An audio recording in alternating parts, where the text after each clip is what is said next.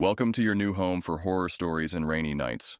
Whether you followed me from the old channel or you're just discovering these dark tales, prepare yourself for an enhanced experience.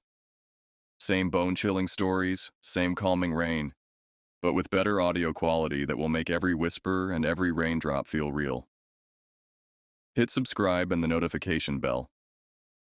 Our journey into the darkness is just beginning, and trust me, you don't want to be alone when the next story drops. Sweet nightmares, everyone. Let the rain and terror begin. I live in Guwahati, a bustling city in northeastern India. But every holiday season and occasionally during summer breaks, my parents and I make the journey to my grandmother's house in the countryside.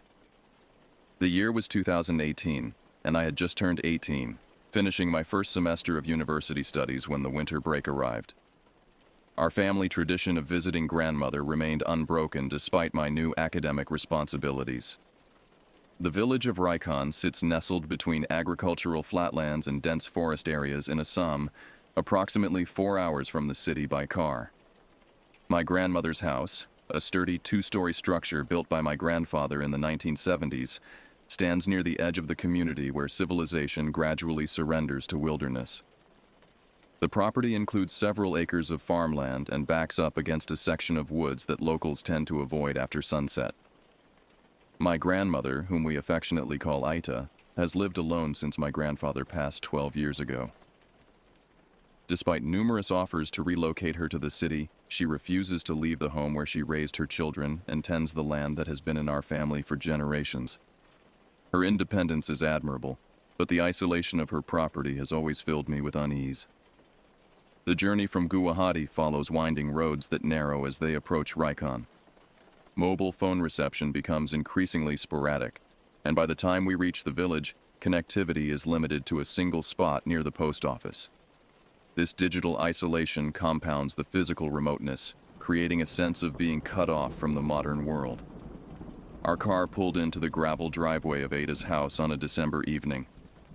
The winter air carried the scent of wood smoke and ripening tea leaves from nearby plantations. My father honked twice, our traditional arrival signal, and before we could gather our luggage, Aida appeared on the veranda, her silhouette framed by the soft glow of oil lamps she insists on using despite having electricity.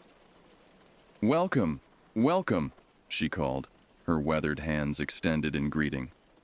"The food is warm and waiting." The interior of Ada's house remains largely unchanged from my childhood memories. Hand-woven tapestries adorn walls of polished teak. Photographs in tarnished frames chronicle our family history. The dining room table, crafted from a single massive slab of native wood, dominates the central space. Around this table, generations of my family have shared meals, stories, and secrets. After dinner, as we settled into the familiar routine of unpacking and preparing for bed, my mother reminded me that we would be joined by several relatives in the coming days. Her brothers would arrive with their families for the seasonal gathering, and the quiet house would soon fill with conversation and laughter. What she didn't mention, what nobody explicitly mentioned, was that the gathering also served as a form of protection. In Raikon, people rarely stayed alone, especially during the winter months when darkness claimed more hours than light. There was safety in numbers, though from what precisely, no one could definitively say. My bedroom occupied the southeast corner of the upper floor, with windows overlooking both the main road and the extensive backyard that gradually merged with the woods. As I prepared for sleep that first night, I noticed my father checking the locks twice and securing the wooden shutters with particular attention to detail. When I questioned this precaution, he merely shrugged. "Old habits," he said. "Rest well. Tomorrow we begin the preparations." I fell asleep to the sound of night birds calling from the woods and the distant murmur of my parents conversing in hushed tones downstairs. My dreams that night were fragmented, filled with shadowy figures moving between trees and the sensation of being watched through the darkness. I awoke several times, disoriented and sweating despite the winter chill, convinced I had heard something scraping against my window. Morning brought clarity, and dismissed the nocturnal fears as mere products of an overactive imagination. Yet as I joined my family for breakfast, I couldn't shake the lingering unease that had accompanied me from sleep. Looking around the table at my parents and grandmother, I realized they all carried a similar tension in their shoulders, a vigilance in their eyes that seemed out of place in the daylight. "Is everything all right?" I asked, spreading homemade butter on warm roti. My father and mother exchanged glances before Ida spoke. "Rikon has always been different from the city," she said carefully. "There are things here that cannot be explained by your science books or university professors. Things that have been happening since before I was born." "What kind of things?" I pressed, though some part of me already knew the answer. "Stories," my father interjected. "Just old village stories to explain coincidences and natural phenomena." Aita's expression suggested disagreement, but she remained silent, focusing instead on her tea.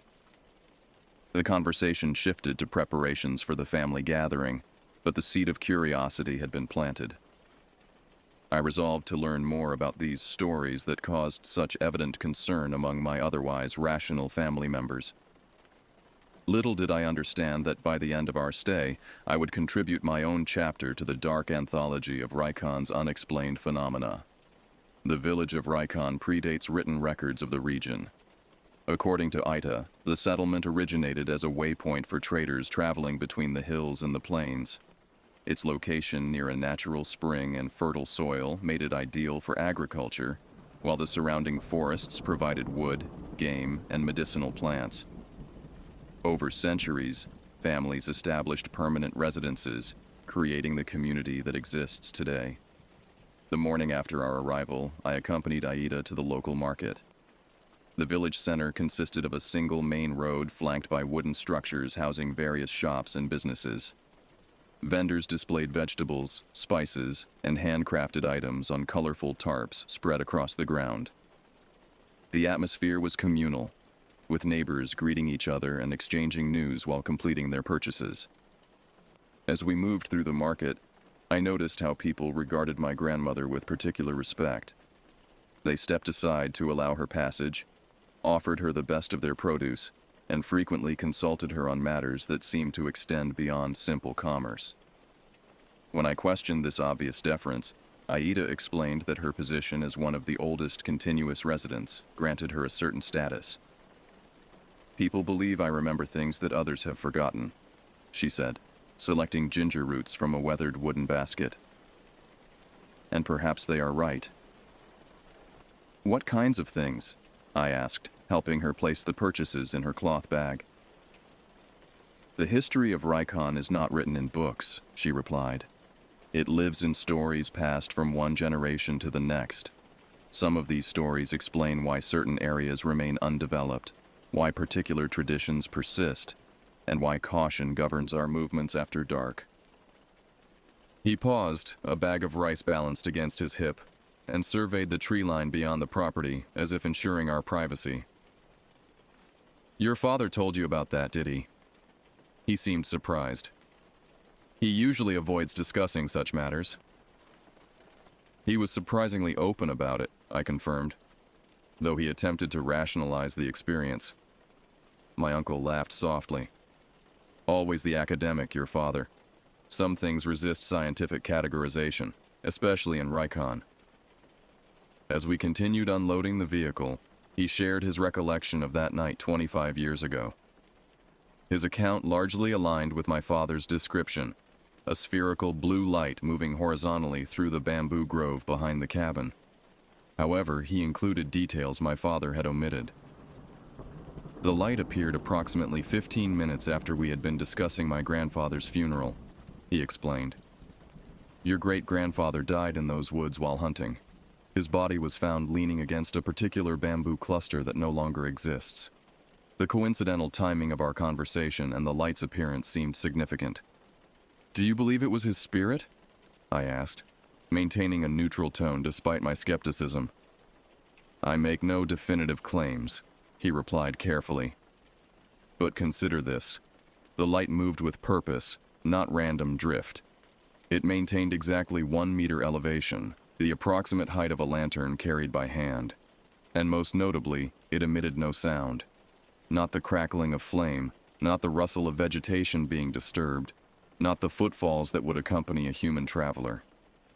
He described the light's color as unlike any natural blue, neither the cool blue of morning sky nor the electric blue of certain insects, but rather a deep, penetrating azure that seemed to contain its own internal darkness. The description was peculiarly specific, suggesting a visual impact that had remained vivid despite the passage of decades. We investigated the next morning, he continued, confirming this detail from my father's account. The ground was soft from recent rain, yet showed no footprints or disturbance. The bamboo stalks are densely packed, making passage without contact impossible. Yet nothing was broken or bent. Most compelling was his revelation that the phenomenon had recurred twice in subsequent years, once 5 years later when he was staying at the property alone, and again during a family wedding 12 years ago when multiple guests reported seeing the light from different vantage points simultaneously. "Has anyone attempted to approach it?" I asked. "To determine its nature more directly?" His expression darkened. "Your second cousin tried that during the wedding. He was 17, impulsive, full of city confidence. He pursued the light into the bamboo grove. What happened? He returned approximately 20 minutes later, disoriented and unable to account for his movements during that time. He recalled following the light for what felt like seconds before suddenly finding himself on the opposite side of the property, with no memory of the intervening journey. He complained of intense headaches for 3 days afterward. By the time we finished unloading the vehicle, other relatives had arrived, curtailing our private conversation. However, over the next 2 days, I gathered corroborating accounts from 3 additional family members who claimed to have witnessed the phenomenon. The descriptions maintained remarkable consistency in terms of the light's appearance, movement patterns, and the unsettling absence of accompanying sound. On the 5th night of our stay, with the house now full of extended family members, several cousins suggested we gather in the cabin for games and conversation. My parents exchanged concerned glances but relented when my uncles volunteered to accompany us. 8 of us made our way down the narrow path as darkness settled, carrying lanterns and snacks for the evening. The cabin's interior felt different when occupied by multiple people, less ominous, more intimate. We arranged chairs in a circle and began playing cards while sharing university experiences and future plans. The conversation flowed easily, punctuated by laughter and good-natured teasing. Around 11:30 p.m., the youngest uncle present suggested we extinguish the lamps and tell ghost stories, a tradition from our childhood gatherings. Despite my newfound interest in unexplained phenomena, I felt a flicker of childhood apprehension at the prospect of sitting in total darkness while conjuring frightening narratives. The lamps were turned down to a minimal glow, creating deep shadows in the corners of the cabin. My uncle began with a traditional regional tale involving a bride who died before her wedding and haunted the riverside where she had drowned. The familiar story carried new impact in the dimly lit cabin, with the sounds of night creatures providing an atmospheric backdrop. As the story concluded, something caught my attention through the rear window, a faint blue illumination moving slowly among the bamboo stalks. I froze, uncertain whether I was experiencing the phenomenon I had been investigating or merely imagining it based on the accounts I'd gathered.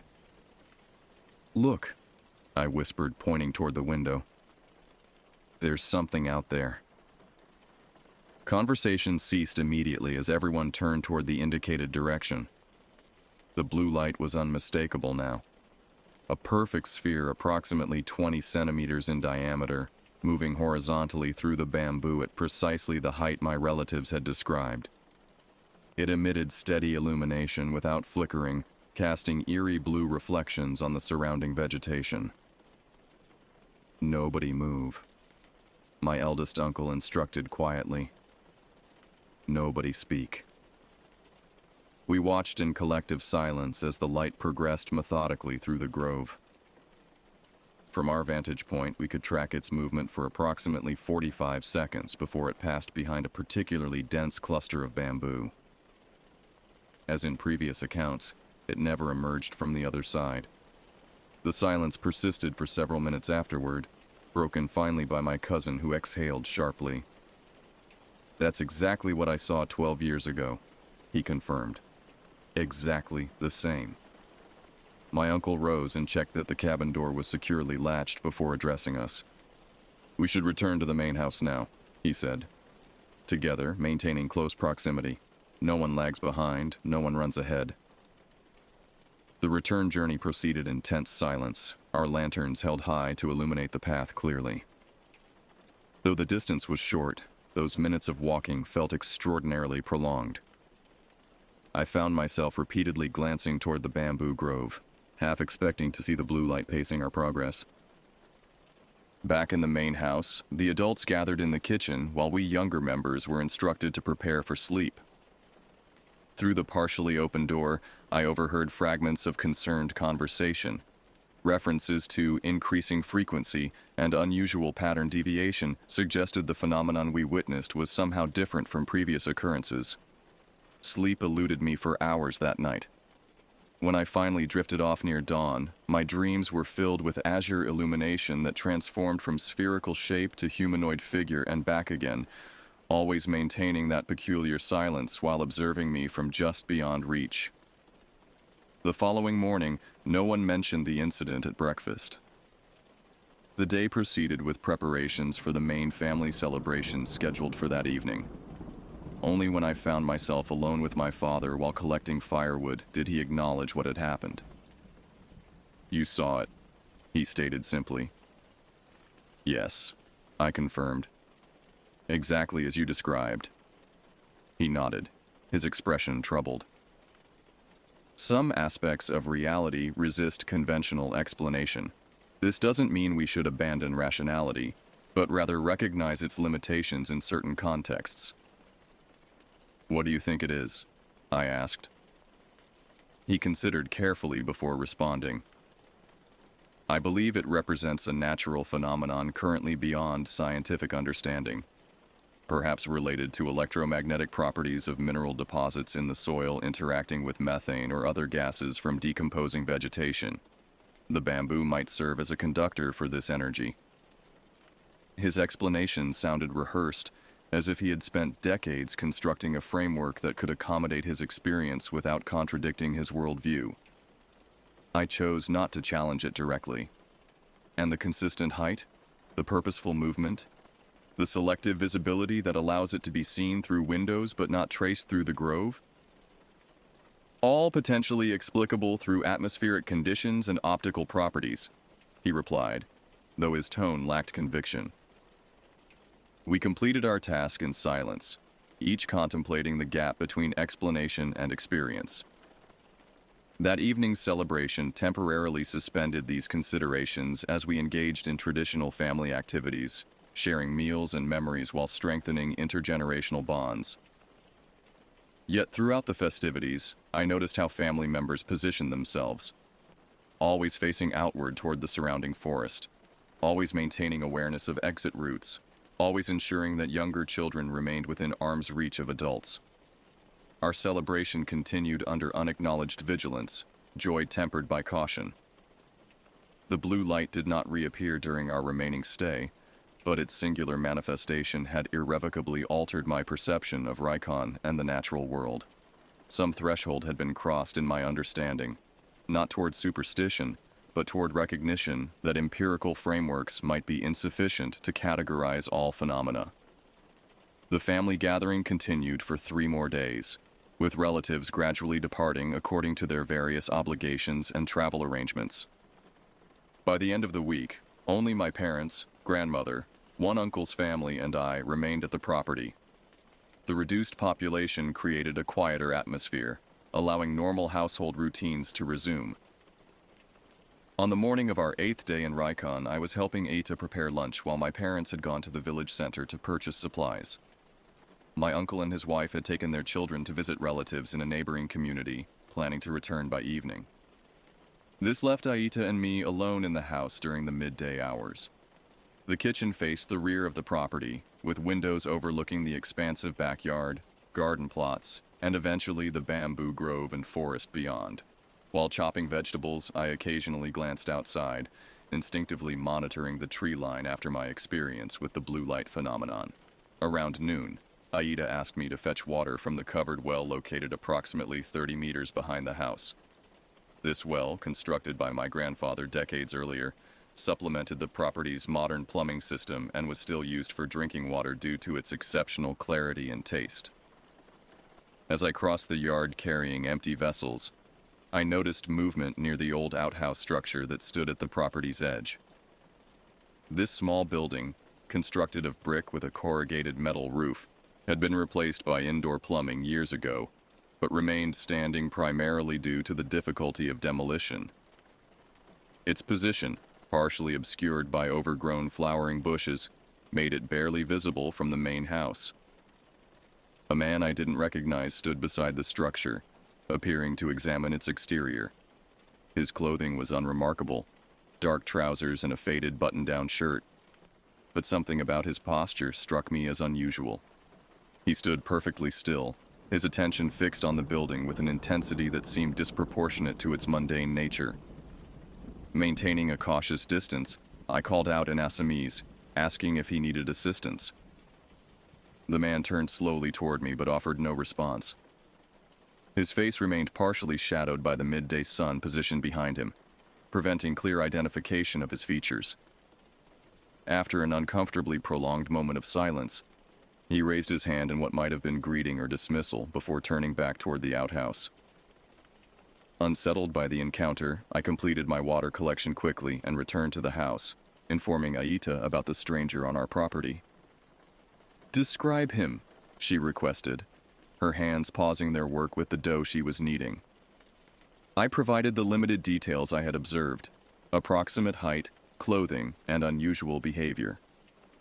As I spoke, Aita's expression transitioned from curiosity to concern.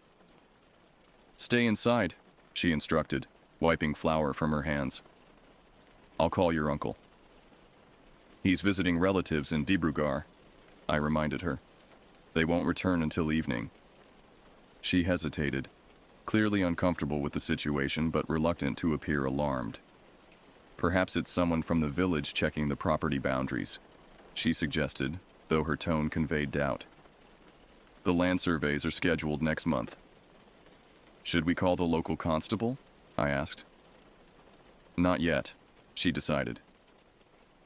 "First, we should verify if he's still there and determine his purpose." We moved to the kitchen window that provided the best view of the outhouse. The structure remained visible, but the man was no longer in sight. Ida retrieved an old pair of binoculars from a cabinet drawer, using them to scan the property perimeter. "I don't see anyone," she confirmed after a thorough survey. "But I don't like this. When your parents return, we'll have your father check the area properly." We returned to preparing lunch, though both maintained frequent visual checks through the windows. Approximately 20 minutes later, movement again caught my attention. The same figure now standing directly beside the outhouse door, his hand positioned on the latch as if preparing to enter. "He's back," I alerted Aida, pointing toward the figure. She joined me at the window, binoculars raised. After focusing on the area, her complexion paled noticeably. "I see the outhouse," she said carefully, "but there's no one there." "That's impossible," I insisted. "He's standing right next to the door. Dark clothes, same man as before." Ida handed me the binoculars without comment. When I raised them to my eyes and adjusted the focus, I experienced a moment of profound disorientation. Through the magnified view, the outhouse stood alone against the background of vegetation. No human figure was visible in the vicinity. Lowering the binoculars, I could clearly see the man with my unaided vision, still in the same position, now partially opening the outhouse door. When I raised the binoculars again, the area appeared unoccupied. "This isn't possible," I whispered. alternating between direct observation and binocular viewing several times with identical results each time. "Come away from the window," Ida instructed firmly, pulling me back from the glass. "Sit down." She guided me to a kitchen chair and poured a glass of water from the container I had recently filled. Her hands displayed slight trembling, but her voice remained steady. "What you're seeing has been reported before," she explained. "Not frequently, but consistently over many years. Different observers, different times of day, always near that specific structure." "What exactly am I seeing?" I asked, struggling to reconcile the contradictory visual information. "We don't know," she admitted. "Some believe it's a visual disturbance caused by heat refraction or particular lighting conditions. Others suggest it represents something less conventional." "You mean a ghost?" The word felt childish as I spoke it. "I mean a phenomenon that persists independently of individual perception," she corrected. "The fact that it cannot be observed through magnifying devices suggests it may exist outside normal optical parameters." Her surprisingly technical explanation reminded me that Ida had been trained as a nurse before marriage, her understanding of the world informed by both scientific education and traditional knowledge systems. A noise from the front of the house interrupted our conversation, my parents returning with supplies. Aita motioned for me to remain seated while she greeted them and explained the situation. I heard my father's concerned voice, followed by determined footsteps as he moved through the house toward the rear door. "Stay inside," he instructed firmly as he passed the kitchen. "All of you." From the window, I watched him cross the yard with purposeful strides, a heavy walking stick gripped in his right hand. As he approached the outhouse, the figure, still visible to my unaided eye, turned toward him. For a moment, the two appeared to face each other across a distance of approximately 10 meters.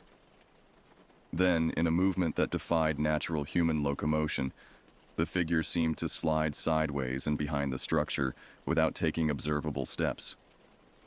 My father increased his pace, circling the outhouse completely before examining the surrounding area and expanding perimeter checks.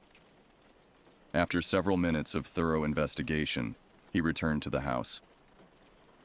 "There's no one there," he confirmed, his expression troubled.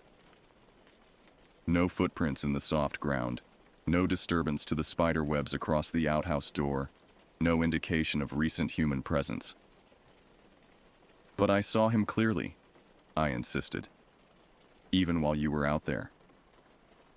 "He moved behind the building when you approached." My father and Ada exchanged significant glances. "You saw someone while I was conducting the search?" he clarified. When I confirmed this, he sat heavily at the kitchen table, absently accepting the glass of water my mother offered. "This matches previous reports," he acknowledged reluctantly. Incidents in 1992, 2001, and 2009 described similar observations. A male figure visible to some observers but not others, appearing near the outhouse, unable to be photographed or viewed through optical devices, leaving no physical evidence of presence. "What is it?" I asked directly. "I don't know," my father admitted, the acknowledgement clearly difficult for him. "The consistent reports suggest something beyond simple misidentification or hallucination, particularly since multiple unrelated observers have described nearly identical experiences over decades. The property was previously owned by a family that departed abruptly in the 1940s, Aida added. Local records indicate the male householder disappeared under unclear circumstances.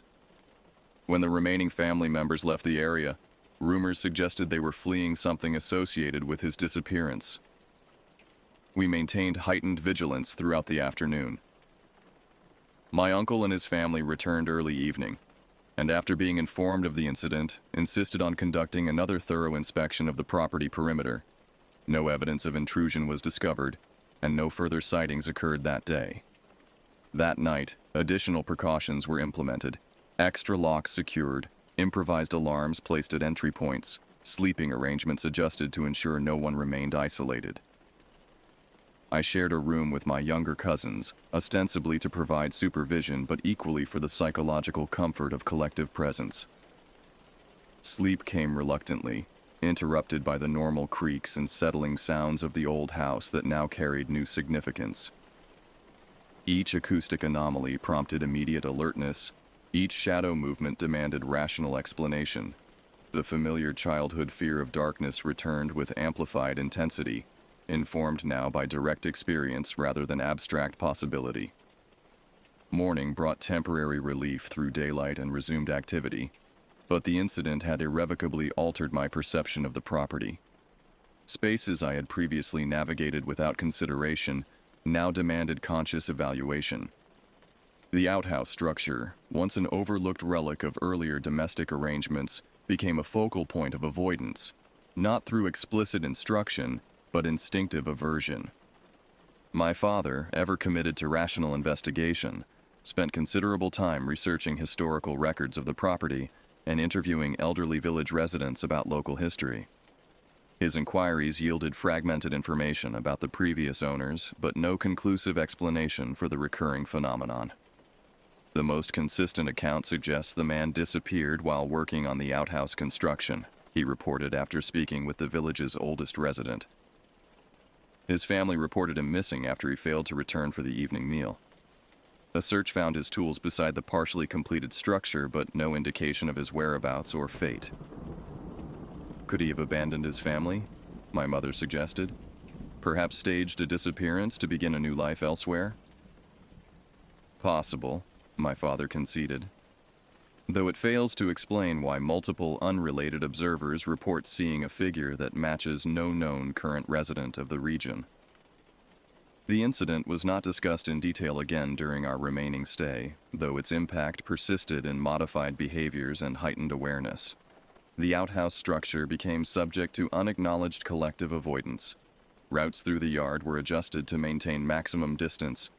Necessary outdoor activities were conducted with multiple participants rather than individually. When we departed Rikon 10 days later, returning to our city residence and normal routines, the experience accompanied us as a persistent cognitive dissonance, an encountered phenomenon that resisted integration into conventional understanding of reality.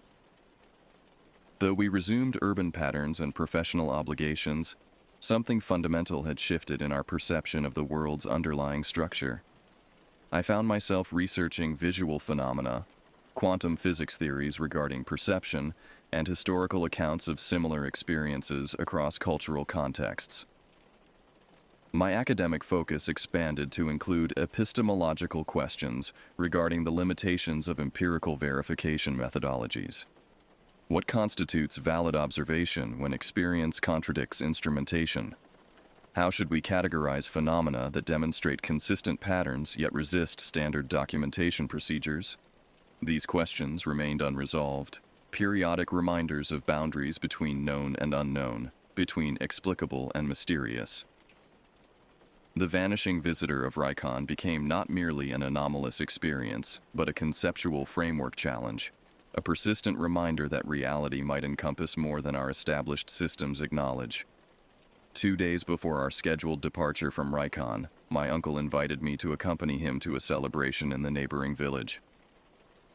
A distant relative was hosting a traditional pre-wedding gathering, and my uncle thought the experience would provide insight into regional customs while offering a welcome distraction from the unsettling incidents at our property.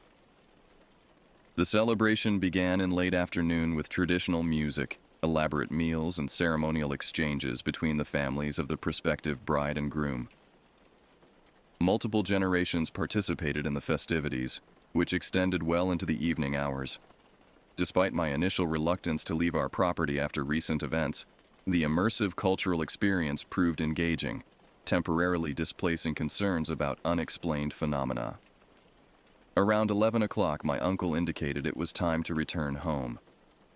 Several guests offered to drive us, but my uncle declined, explaining that the narrow footpaths between villages provided a more direct route than the circuitous road system. He assured me the walk would take only 25 minutes and that he had made the journey countless times throughout his life.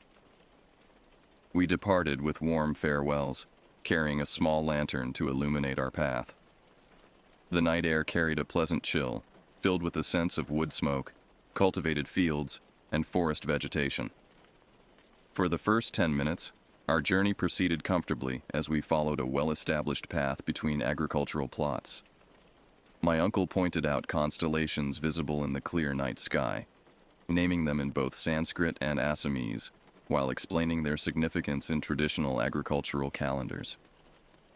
As we approached the boundary between cultivated land and forest edge, where the path narrowed considerably, my uncle's conversational tone shifted subtly. His astronomical lecture tapered into silence, replaced by more frequent directional instructions and increased attention to our surroundings. The lantern, previously held at comfortable carrying height, was now raised higher to maximize the illuminated area ahead. "We're entering the connector path," he explained, his voice deliberately casual, though I detected underlying tension. "It runs parallel to the stream for approximately half a kilometer before reaching the road that leads to grandmother's property. The footing can be uneven, so watch your step carefully." The path indeed narrowed significantly, barely accommodating our side-by-side progress. Dense vegetation pressed close on either side, occasionally brushing against our clothing as we navigated the restricted space. Overhead, tree branches created a natural canopy that obscured the previously visible stars, intensifying the darkness beyond our lantern's limited radius. This section was originally created by wild elephants traveling between water sources, my uncle explained, maintaining conversation that seemed partially intended to assert human presence in the otherwise silent forest. Later, villagers expanded it for timber transportation and travel between communities. Approximately 5 minutes into this forested section, my uncle abruptly halted mid-sentence during a description of local woodcraft traditions.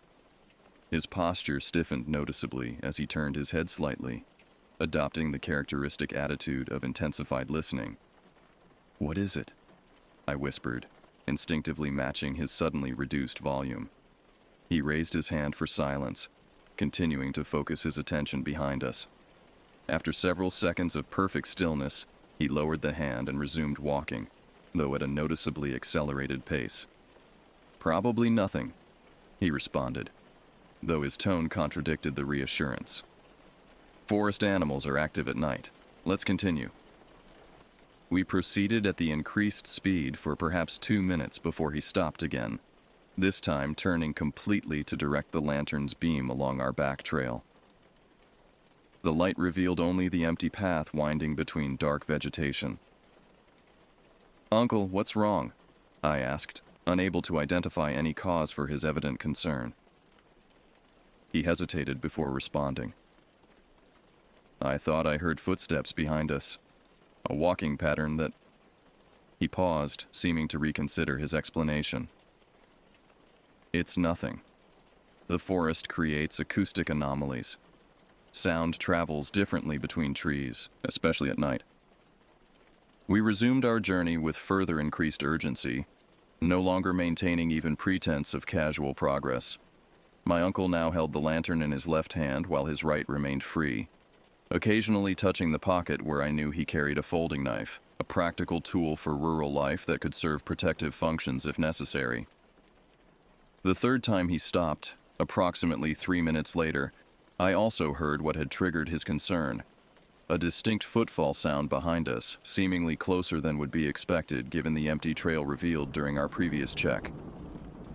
The sound pattern was peculiar, not the continuous rhythm of normal bipedal walking, but rather a singular deliberate step followed by silence. "Someone's following us," I whispered, instinctively moving closer to my uncle. "Stay calm," he instructed quietly. "We're less than 10 minutes from the main road. Once there, we'll be within shouting distance of outlying houses." He raised the lantern, calling out in Assamese, "Who's there? Identify yourself." His voice echoed briefly among the trees before dissipating into silence. No response came from the darkness behind us. After waiting several seconds, he called again with identical results. "Perhaps an animal," he suggested, though his expression indicated he believed otherwise. Let's continue, maintaining awareness but not allowing fear to overwhelm reason. We resumed walking, now at the maximum pace possible, without actually running. The path conditions prevented outright sprinting. Exposed roots, occasional rocks, and unpredictable elevation changes demanded some attention to footing even under urgent circumstances. The following footstep sound came more quickly this time. A single heavy impact on the earthen path that suggested proximity within 20 meters behind us. The acoustic character seemed wrong somehow. Too singular, too isolated, lacking the natural complementary sounds that would accompany normal human movement through forest undergrowth. My uncle abandoned pretense of calm assessment, switching the lantern to illuminate our forward path more effectively. "We need to increase our pace," he stated flatly. "The main road is just beyond that large banyan tree ahead. Once there, we turn right and proceed directly to populated areas." Before we could implement this plan, his phone chimed with an incoming message notification, an incongruously normal sound in our increasingly abnormal situation. He retrieved the device with his free hand, glancing at the screen. "No network signal," he noted with evident confusion. "Yet a message notification." As he spoke, the screen illumination died completely, the battery depleted despite having been fully charged before our departure. Simultaneously, our lantern dimmed significantly, its previously robust illumination fading to a weak glow barely sufficient to distinguish the path directly before us. The next footfall sound behind us was louder, closer, accompanied by something new. A subtle scraping quality that suggested dragging movement rather than clean stepping. My uncle made a quick decision, extinguishing our failing lantern completely. "Our eyes will adjust," he whispered. "The path is lighter colored than surrounding vegetation. Follow it directly. Do not look back. Do not stop regardless of what you hear." We proceeded in near total darkness, guided only by the marginally lighter coloration of the packed earth path against the black vegetation borders. My uncle began reciting what I recognized as a traditional protective prayer, his voice maintained at precisely the volume to be audible to me without projecting far into the surrounding forest. The footstep sounds continued behind us, maintaining a consistent distance despite our increasingly rapid movement. The acoustic pattern remained disturbing, single impacts followed by the dragging sound, suggesting some form of mobility impairment yet capable of matching our accelerated pace. When the banyan tree appeared as a massive darker shape against the night sky ahead, my uncle abandoned the prayer mid-sentence, instead instructing sharply, "Run. Now. Directly to the road and turn right. Don't stop until you reach the first house with lights." We broke into simultaneous sprinting, abandoning caution regarding footing hazards in favor of maximum speed. The footsteps behind us immediately accelerated, the singular impacts coming in rapid succession interspersed with the scraping drag sound, an impossible locomotion pattern that suggested hopping on a single limb rather than normal bipedal movement. The distance to the banyan tree seemed to expand impossibly, the landmark remaining frustratingly distant despite our full-speed approach. My breath came in painful gasps, more from fear than exertion, as the pursuing footsteps maintained precise distance, neither falling behind nor overtaking, but rather pacing our desperate flight with unnatural precision. When we finally reached the tree and executed the right turn onto the wider main road, the pursuing sounds ceased abruptly. The transition from dense forest acoustics to open road created a sudden auditory vacuum. No footsteps, no dragging, only our own labored breathing and rapid footfalls on the packed dirt surface. My uncle maintained our pace for another 100 meters before gradually slowing, finally stopping near the first illuminated house along the roadside. He bent forward, hands braced on knees, drawing deep breaths before straightening to look back along our route. The road stretched empty in both directions, the banyan tree junction barely visible in the distance. "What was that?" I gasped when sufficient breath returned for speech. He shook his head slowly. "Something that inhabits the boundary space is It rarely ventures onto main paths or populated areas. Usually, it only makes its presence known, maintaining distance from humans. Usually, I prompted when he didn't continue. There have been incidents, he acknowledged reluctantly. Individuals traveling alone at night who reported being followed all the way to their destinations.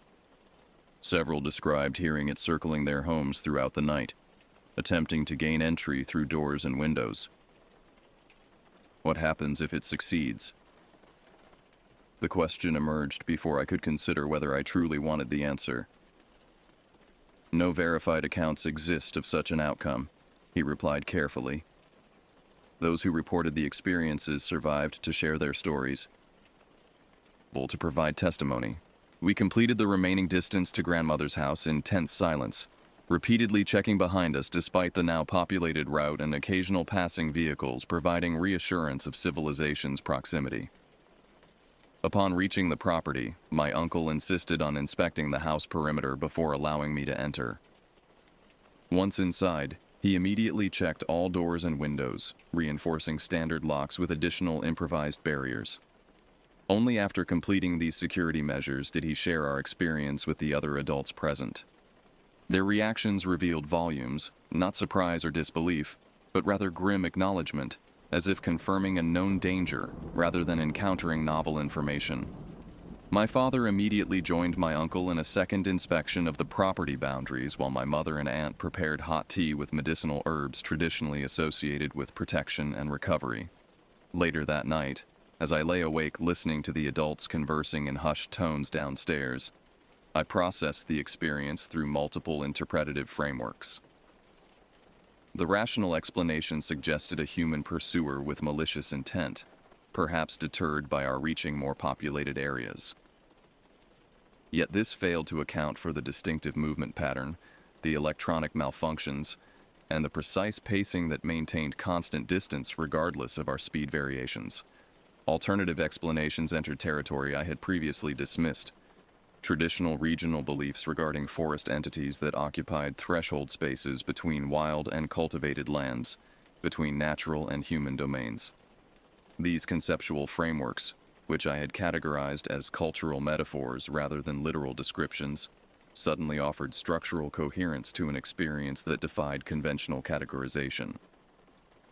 Sleep eventually claimed me near dawn, bringing dreams filled with endless pursuit through increasingly narrow paths.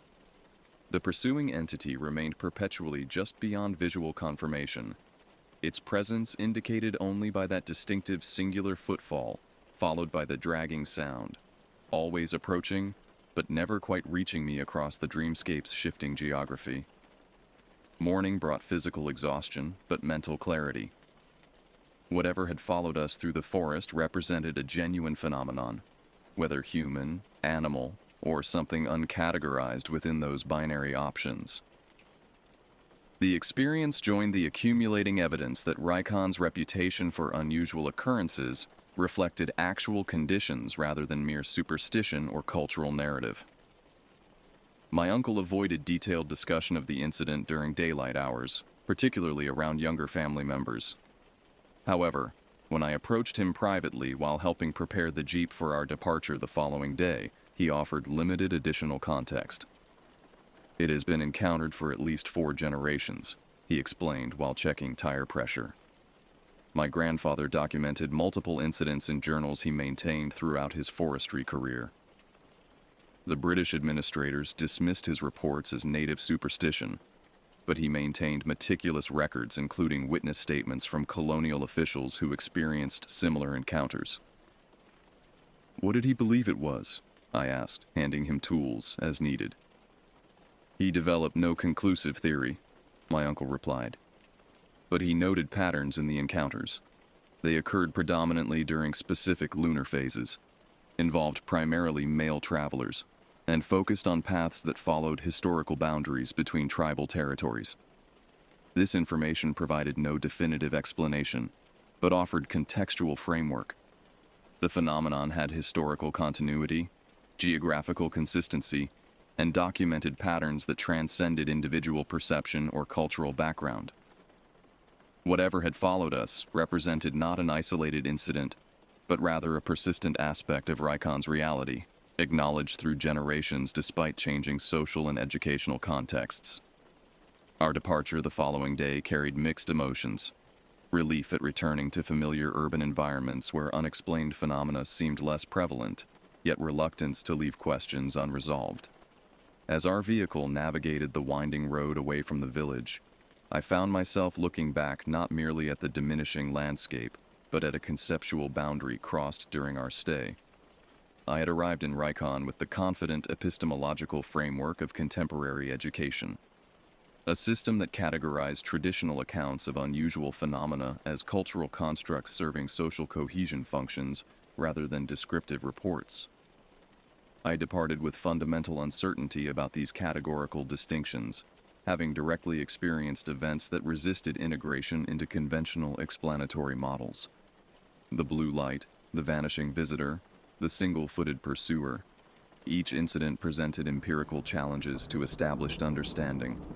Each suggested that reality might encompass elements currently beyond scientific categorization without necessarily contradicting scientific principles. The experiences expanded rather than replaced my conceptual framework, adding complexity rather than substituting superstition for rationality. As Rykon receded behind us, I realized these experiences would accompany me regardless of geographical distance. They had permanently altered my perception of possibility, my evaluation of evidence, and my understanding of knowledge boundaries. The footsteps in the dark had followed me into a new conceptual territory from which no simple return journey existed. My return to university life after the Rykon visit proceeded with superficial normalcy. I attended lectures, completed assignments, participated in social activities, and maintained the expected routines of academic existence. Yet beneath this conventional surface, my intellectual focus had fundamentally shifted. Course material that previously seemed comprehensive now appeared conspicuously incomplete, failing to address experiential dimensions that resisted standard categorical frameworks. During the following summer break in 2019, I made an independent decision to return to Rykon. My parents expressed concern, preferring I accompany them on a planned family trip to relatives in Mumbai instead. However, I presented my return as an opportunity to assist Ada with property maintenance while conducting preliminary research for a potential anthropology project examining regional oral histories. After considerable negotiation, they reluctantly agreed to my 2-week stay, with several conditions. I would check in daily via phone calls to the village center where reception was reliable. My uncle, who lived in a nearby town, would visit frequently, and I would adhere to strict safety protocols, including avoiding forest paths after sunset and maintaining secure household boundaries at all times. I arrived in Rykon during early June, when monsoon rains transformed the landscape into vibrant greens punctuated by blooming wildflowers. Aida welcomed me with characteristic warmth tempered by evident concern regarding my solitary arrival.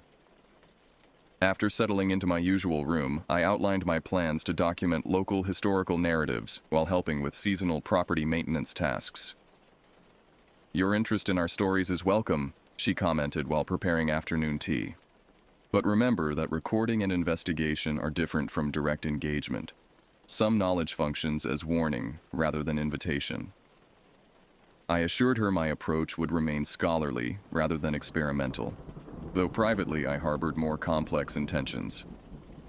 Beyond documenting narratives, I hope to establish pattern recognition frameworks that might correlate environmental factors with reported phenomena. My rucksack contained equipment reflecting these objectives: a digital weather station, electromagnetic field detector, infrared thermometer, and high-sensitivity audio recorder. The first week passed uneventfully as I established daily routines of morning assistance with household tasks, afternoon interviews with village elders willing to share traditional accounts, and evening documentation of collected materials. My technological monitoring revealed nothing beyond normal environmental fluctuations, and no unusual incidents occurred on or near the property. On the 8th day of my stay, While reviewing interview notes from a particularly informative session with the village's traditional medicine practitioner, I noticed recurring references to a location described as the Old Worship Place, or the Stone Circle, in various accounts of unusual occurrences. When I inquired about this location during subsequent interviews, I received conflicting geographical information accompanied by consistent advice to avoid the area entirely. My curiosity intensified when Aida entered the room during one such conversation and abruptly changed the subject when she overheard my questions about the Stone Circle. Later that evening, when we were alone preparing dinner, I raised the topic directly. "What can you tell me about the Stone Circle mentioned in several local accounts?" I asked while chopping vegetables. "It seems connected to multiple historical incidents, but no one provides consistent location details." Ida's knife paused over the fish she was preparing, her expression transitioning from surprise to resignation. "They provide inconsistent information deliberately," she acknowledged after a prolonged silence. "The location is approximately 2 kilometers northeast of this property, in a section of forest that was previously communal land before being incorporated into the protected forest reserve in the 1980s. Why discourage knowledge of its location?" I pressed. "Because historically, those who sought it out experienced disproportionate encounters with unexplained phenomena," she replied. "The site predates contemporary religious structures in the region. Archaeological assessment during the reserve establishment dated the stone arrangement to approximately 3,000 years ago, though the purpose remains unidentified."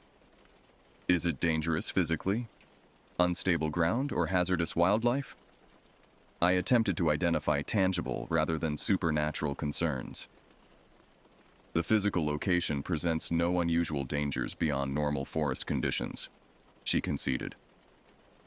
"The concerns relate to its apparent role as a focal point for the types of phenomena you've already encountered here." This confirmation that the site represented a potential research opportunity rather than merely local superstition cemented my determination to locate and document it. However, recognizing that direct disclosure of this intention would trigger active opposition, I allowed the conversation to transition to other topics while developing a strategy for independent investigation. The following morning, I informed Ita that I planned to photograph traditional architectural elements in the village for my research documentation. This legitimate activity provided cover for carrying my backpack with research and safety equipment, while establishing an expected absence of several hours. I visited the village center as indicated, photographing interesting structural features while gradually working my way toward the northeastern forest edge. Upon reaching the forest boundary, I consulted topographical maps downloaded prior to my arrival, identifying several potential locations matching the limited geographical information I had gathered. The most promising site appeared to be situated on slightly elevated ground near a seasonal stream junction, a location that aligned with fragmented descriptions from multiple accounts. The forest transition occurred gradually, cultivated land giving way to increasingly dense vegetation as I followed a rarely used path that eventually disappeared entirely among undergrowth. Navigation required frequent compass checks and careful attention to topographical features corresponding to map indicators.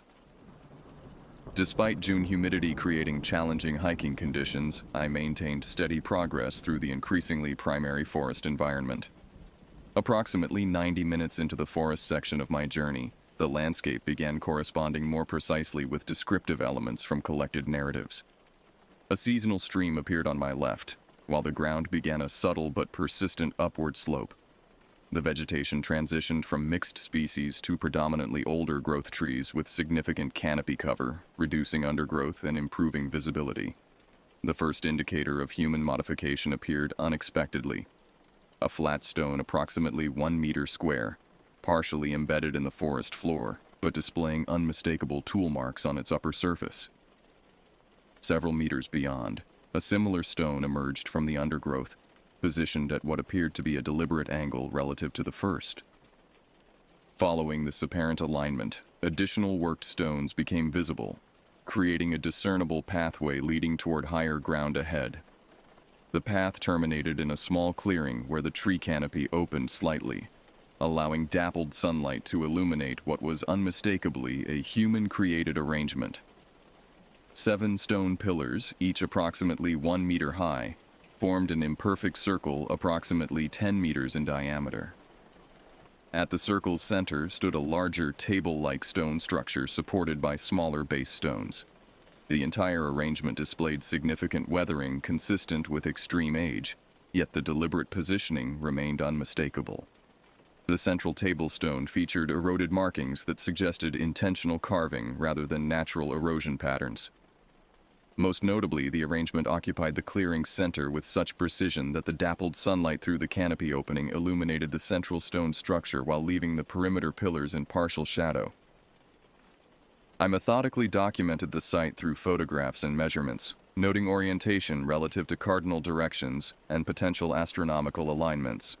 The central stone table aligned precisely east-west, with more elaborately carved elements on the eastern edge.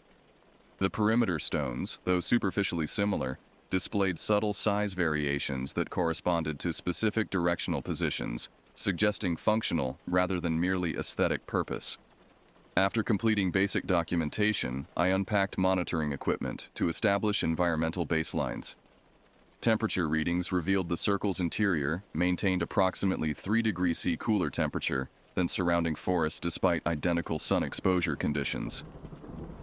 Electromagnetic field measurements showed subtle but measurable fluctuations when moving between perimeter stones, creating a pattern that defied simple explanation through geological or equipment factors.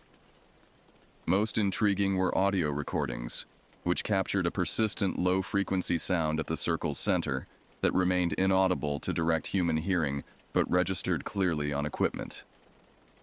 The sound maintained consistent amplitude regardless of intermittent wind or wildlife disturbances, suggesting its source was neither atmospheric nor biological.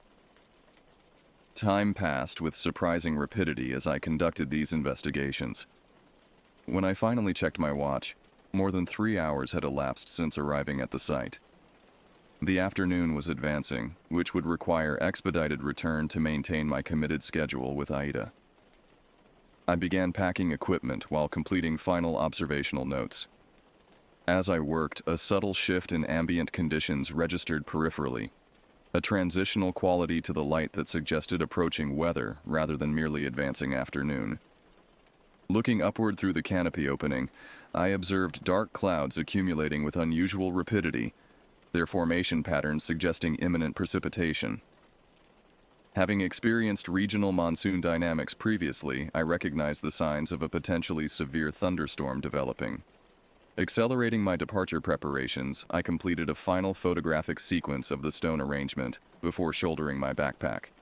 As I turned to retrace my entry path, a distinct cracking sound drew my attention back to the circle's center. The sound repeated, a sharp percussion like stone striking stone, though nothing visibly moved within the arrangement. The first raindrops began penetrating the canopy as I hesitated, uncertain whether to investigate this new phenomenon or prioritize departure ahead of deteriorating weather conditions. The decision was effectively made for me when multiple simultaneous lightning strikes illuminated the surrounding forest, followed almost immediately by thunderclaps that suggested dangerous proximity. I abandoned further investigation and began retracing my route with increased urgency. The rainfall intensified dramatically within minutes, transitioning from isolated drops to continuous sheets that reduced visibility and transformed the forest floor into increasingly slippery terrain. The previously subtle stream now carried significant flow volume, its crossing points becoming potentially hazardous. Navigation challenges intensified as natural light diminished under the combined effects of canopy density, storm clouds, and advancing afternoon. I maintained direction using compass readings protected within a waterproof case, but progress slowed considerably due to reduced visibility and increasingly treacherous footing. Approximately halfway back to the forest edge, I paused beneath a particularly dense canopy section that offered marginal protection from the heaviest rainfall. While consulting my map to verify position, I became aware of an anomalous sound barely perceptible beneath the rainfall's constant percussion. A rhythmic tapping that suggested deliberate pattern rather than random natural occurrence. Initially attributing this to water droplets striking particular surfaces in sequence, I prepared to resume movement when the pattern changed distinctly, transitioning from regular intervals to what unmistakably represented a simple numerical sequence. 3 rapid taps, pause, 5 rapid taps, pause, followed by a single prolonged sound. This pattern repeated with precise timing, eliminating any reasonable attribution to random natural processes. More concerning was the sound's apparent directionality. It originated behind me, along the path leading back toward the stone circle, yet carried acoustic properties suggesting much closer proximity than the significant distance already traversed.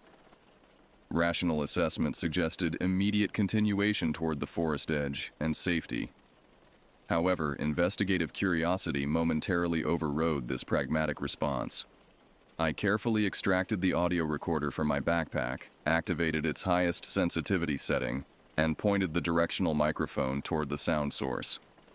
The recording level indicators immediately registered significant input despite the environmental noise floor created by rainfall.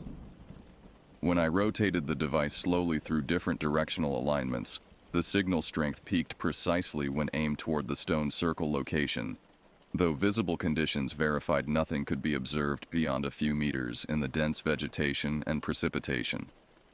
The tapping pattern continued with mathematical precision, 3, 5, 1, repeating in cycles of exactly 12 seconds based on the recorder's time display. This precision eliminated wildlife or random environmental factors as plausible explanations, strongly suggesting intentional communication attempts. As I contemplated potential response protocols, the pattern abruptly ceased mid-sequence. The absence created a perceptual void more noticeable than the sound itself had been. This silence held for approximately 20 seconds before a new sound emerged. No longer tapping, but rather what registered as bipedal movement through undergrowth, approaching along the path from the circle direction. The movement pattern contained the distinctive asymmetry I had encountered previously. The singular footfall followed by dragging sound that had pursued my uncle and me months earlier. However, this manifestation differed in one critical aspect. Rather than maintaining consistent distance, it was unambiguously approaching with increasing proximity. I secured the still recording device in an external backpack pocket and resumed movement toward the forest edge with maximum possible speed given the hazardous conditions. The pursuing sounds accelerated correspondingly, maintaining relative distance reduction that suggested interception before reaching the forest boundary would be mathematically probable. The rainfall intensity increased further, transitioning from merely heavy to torrential. Water accumulated on the forest floor, creating impromptu channeling that transformed portions of the return path into flowing streams. These conditions simultaneously impeded my progress while potentially obscuring audio detection of the pursuing entity's movements. When I reached the seasonal stream crossing, now transformed into a substantial water flow, I faced a critical decision point. The direct route required crossing increasingly hazardous water, while a deviation would add significant distance through potentially disorienting forest sections. The pursuing sounds, though partially masked by rainfall and flowing water, remained detectable and continued indicating reducing distance. I opted for the water crossing, reasoning that the flowing stream might create a boundary barrier based on previous encounter patterns suggesting the entity avoided certain threshold transitions. The crossing itself proved physically challenging. Water depth reached mid-thigh at the center point, with significant current force requiring careful navigation using tree roots and embedded rocks as stabilization points. Upon reaching the opposite bank and ascending to firmer ground, I paused briefly to verify position and assess pursuit status. The asymmetrical movement sounds had ceased at the stream edge, supporting my threshold barrier theory. However, as I prepared to resume progress, a new manifestation emerged. The blue light phenomenon previously encountered near the property now appeared approximately 30 meters downstream, hovering stationary above the water surface. Unlike its prior appearance near the bamboo grove, this manifestation displayed subtle variations, the color shifting between azure and deeper cobalt, while the perfectly spherical shape occasionally elongated vertically before returning to standard configuration. Most significantly, rather than maintaining fixed elevation above ground level, it adjusted position precisely relative to the water surface despite the stream's fluctuating levels. The light remained stationary for approximately 15 seconds before beginning lateral movement along the stream course. Not in my direction, but parallel to the water flow. This movement pattern continued for perhaps 30 meters before the light abruptly ascended vertically, hovered momentarily above the canopy, then descended into forest on the same side of the stream where I currently stood. This behavior suggested potential circumnavigation of the water barrier, creating renewed urgency to reach the forest boundary and agricultural land beyond. I resumed movement at maximum sustainable pace, no longer attempting silent progress, but rather prioritizing speed over stealth. The rainfall provided natural cover for movement sounds, while I focused on maintaining correct directional heading through increasingly limited visibility conditions. The forest edge transition appeared with unexpected suddenness, dense vegetation yielding to cultivated land with disorientating abruptness. The rainfall maintained intensity across this boundary, but improved visibility on the open agricultural land provided significant psychological relief. I crossed the cultivated area rapidly, reaching the village outskirts as the storm's intensity finally began diminishing. Upon reaching Aita's house, I discovered significant concern regarding my extended absence, exacerbated by the severe weather conditions. My soaked appearance and evident exhaustion prompted immediate practical response: dry clothing, hot beverages, and solicitous attention, before any questioning regarding my activities commenced. When interrogation inevitably began, I provided partially accurate information, acknowledging I had ventured into the forest edge to photograph distinctive flora while being caught unexpectedly by the rapidly developing storm. This explanation, while technically true, omitted the specific destination and subsequent experiences.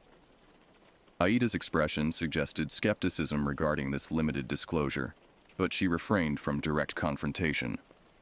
That evening, after basic recovery from the physical exertion, I reviewed the audio recordings captured during the return journey. The tapping pattern registered with remarkable clarity despite environmental interference, its mathematical precision evident when visualized through audio analysis software. More disturbing was the subsequent movement recording, which contained not only the asymmetrical locomotion sounds, but also intermittent vocalization components outside normal human speech frequency ranges. Most significant was a recording segment captured during my momentary pause after crossing the stream, a section containing no sounds I consciously perceived at the time, yet clearly registering on the equipment. Beneath the rainfall audio and my own breathing, a voice-like sound articulated something approximating words, though in no language I recognized. The vocal quality suggested neither male nor female categorization, but rather something outside standard classification parameters.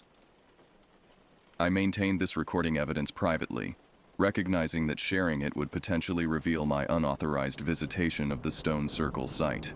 Instead, I focused subsequent investigation on historical documentation of the location, utilizing Aita's limited book collection and conversations with village elders who might provide context without realizing my direct experience. These inquiries yielded fragmented information, suggesting the site predated currently practiced regional religions, potentially representing indigenous belief systems subsequently displaced by arriving Hindu, Buddhist, and later Islamic influences. Several accounts suggested the location had been deliberately abandoned rather than naturally falling into disuse, the result of specific incidents rather than gradual cultural transition. Most notably, a journal excerpt written by a British colonial administrator in 1887 described the site as a primitive worship arrangement apparently devoted to entities neither divine nor demonic by local classification, but rather representing forces associated with geographical features and transitional spaces between established domains. The administrator noted that local populations universally avoided the location despite no official prohibitions, based on accounts of perceptual distortions and temporary disappearances experienced by previous visitors. My final days in Rikon passed without further unusual incidents, though I maintained heightened awareness of environmental conditions and potential manifestations. The audio recording remained unexplained, yet undeniably documented. Empirical evidence of phenomena that transcended conventional categorization systems. Upon returning to university life, I approached my studies with fundamentally altered perspective. Fields previously considered distinct, anthropology, physics, psychology, linguistics, now appeared artificially segregated, their boundaries representing academic convenience rather than natural divisions in phenomenological reality. The stone circle experience, combined with previous Rikon encounters, suggested a complex reality where human perceptual systems interfaced imperfectly with environmental aspects currently beyond scientific instrumentation or theoretical frameworks. The experiences represented not supernatural manifestations, but rather natural phenomena exceeding current categorization systems, the contemporary equivalent of electromagnetic radiation before scientific understanding provided explanatory frameworks. Most significantly, these experiences permanently altered my fundamental epistemological assumptions regarding knowledge acquisition and verification methodologies. Direct experience, while subjectively compelling, required objective documentation through multiple methodologies. Yet, simultaneously, technological documentation without experiential context provided incomplete data representation. The integration of these seemingly contradictory approaches became my private research focus, developing multidisciplinary methodologies for investigating phenomena at the boundaries of established knowledge domains. The abandoned shrine had offered momentary glimpses into these boundary spaces, suggesting that what we dismiss as unexplainable may simply await more sophisticated investigative frameworks. The academic year following my independent Rikon investigation proceeded with apparent normalcy. I maintained strong performance in university coursework, while developing a reputation among professors for asking challenging interdisciplinary questions that occasionally extended beyond their specialized expertise. My formal studies focused on cultural anthropology with supplementary coursework in comparative religion, environmental science, and signal processing, an unconventional combination that raised occasional administrative eyebrows but remained within acceptable program parameters. By December 2019, I had established a methodical documentation system for cataloging and cross-referencing the Rikon accounts. This private research project remained separate from my academic work, though it increasingly influenced my formal study approaches. The system correlated witness descriptions, environmental conditions, geographical locations, and temporal patterns across multiple reports spanning decades. When winter break approached, my parents expressed concern regarding my evident intention to return to Rikon. My previous independent visit and subsequent intense interest in regional history had triggered parental worry about unhealthy obsession. After careful negotiation, we reached compromise. I would accompany them to Rikon for the traditional family gathering, but agreed to continuous family accompaniment during any research activities. We arrived at Ada's house in late December, finding the property much as it had remained through generations. The familiar rhythms of preparation for the family gathering provided comforting structure, cleaning rarely used rooms, preparing traditional foods, arranging sleeping accommodations for the expected relatives. Throughout these activities, I maintained awareness of subtle protective practices embedded within apparently mundane tasks, specific arrangements of certain plants near entrances, careful attention to threshold spaces, traditional markings renewed on door frames. 3 days after our arrival, with most extended family members now present, I experienced the first unusual incident of this visit. Around 2 a.m, having fallen asleep while reading research materials, I awoke suddenly with the distinct impression of being observed. The room remained dark except for moonlight filtering through partially closed shutters, creating angular patterns across the wooden floor. Initial visual survey revealed nothing unusual within the bedroom.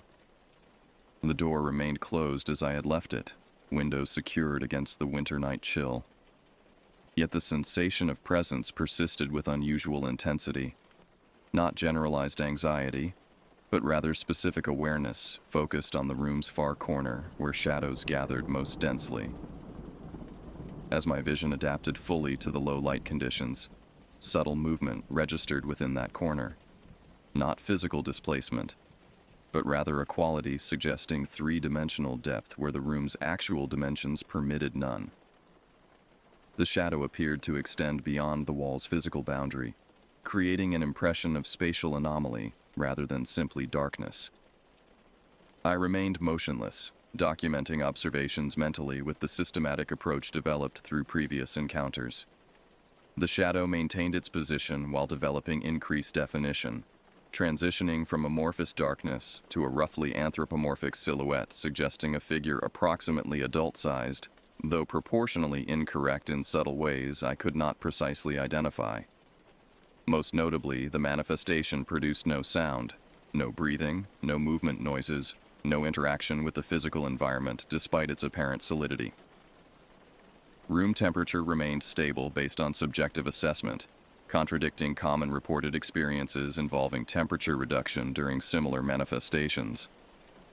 After approximately 40 seconds of mutual observation, I carefully reached toward the bedside lamp, maintaining visual contact with the anomaly throughout the movement.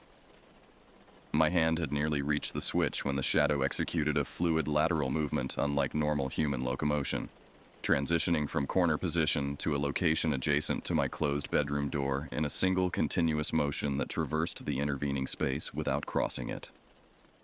This new position effectively blocked the room's only exit, creating a situation that objectively should have triggered fear response. Instead, I experienced intense analytical curiosity, accompanied by awareness that previous Rikon manifestations had demonstrated observation and approach behaviors without actual physical interaction with witnesses. "I can see you," I stated calmly, employing normal conversational volume. "I've documented your previous manifestations near the property." The shadow exhibited no response to auditory communication, maintaining its position without discernible reaction. After approximately 20 seconds of continued mutual observation, I repeated the communication in Assamese rather than English, considering potential regional specificity in the manifestation's perceptual processing. This linguistic shift produced immediate reaction. The shadow figure executed a rapid vertical expansion followed by horizontal compression, its proportions distorting in ways that defied anatomical possibility. The resulting configuration suggested attention or potential response capability rather than threat display. "What are you?" I asked in Assamese, maintaining calm intonation despite accelerated heart rate. The figure responded with further configurational change, developing increased definition in its upper portion while the lower section maintained amorphous characteristics.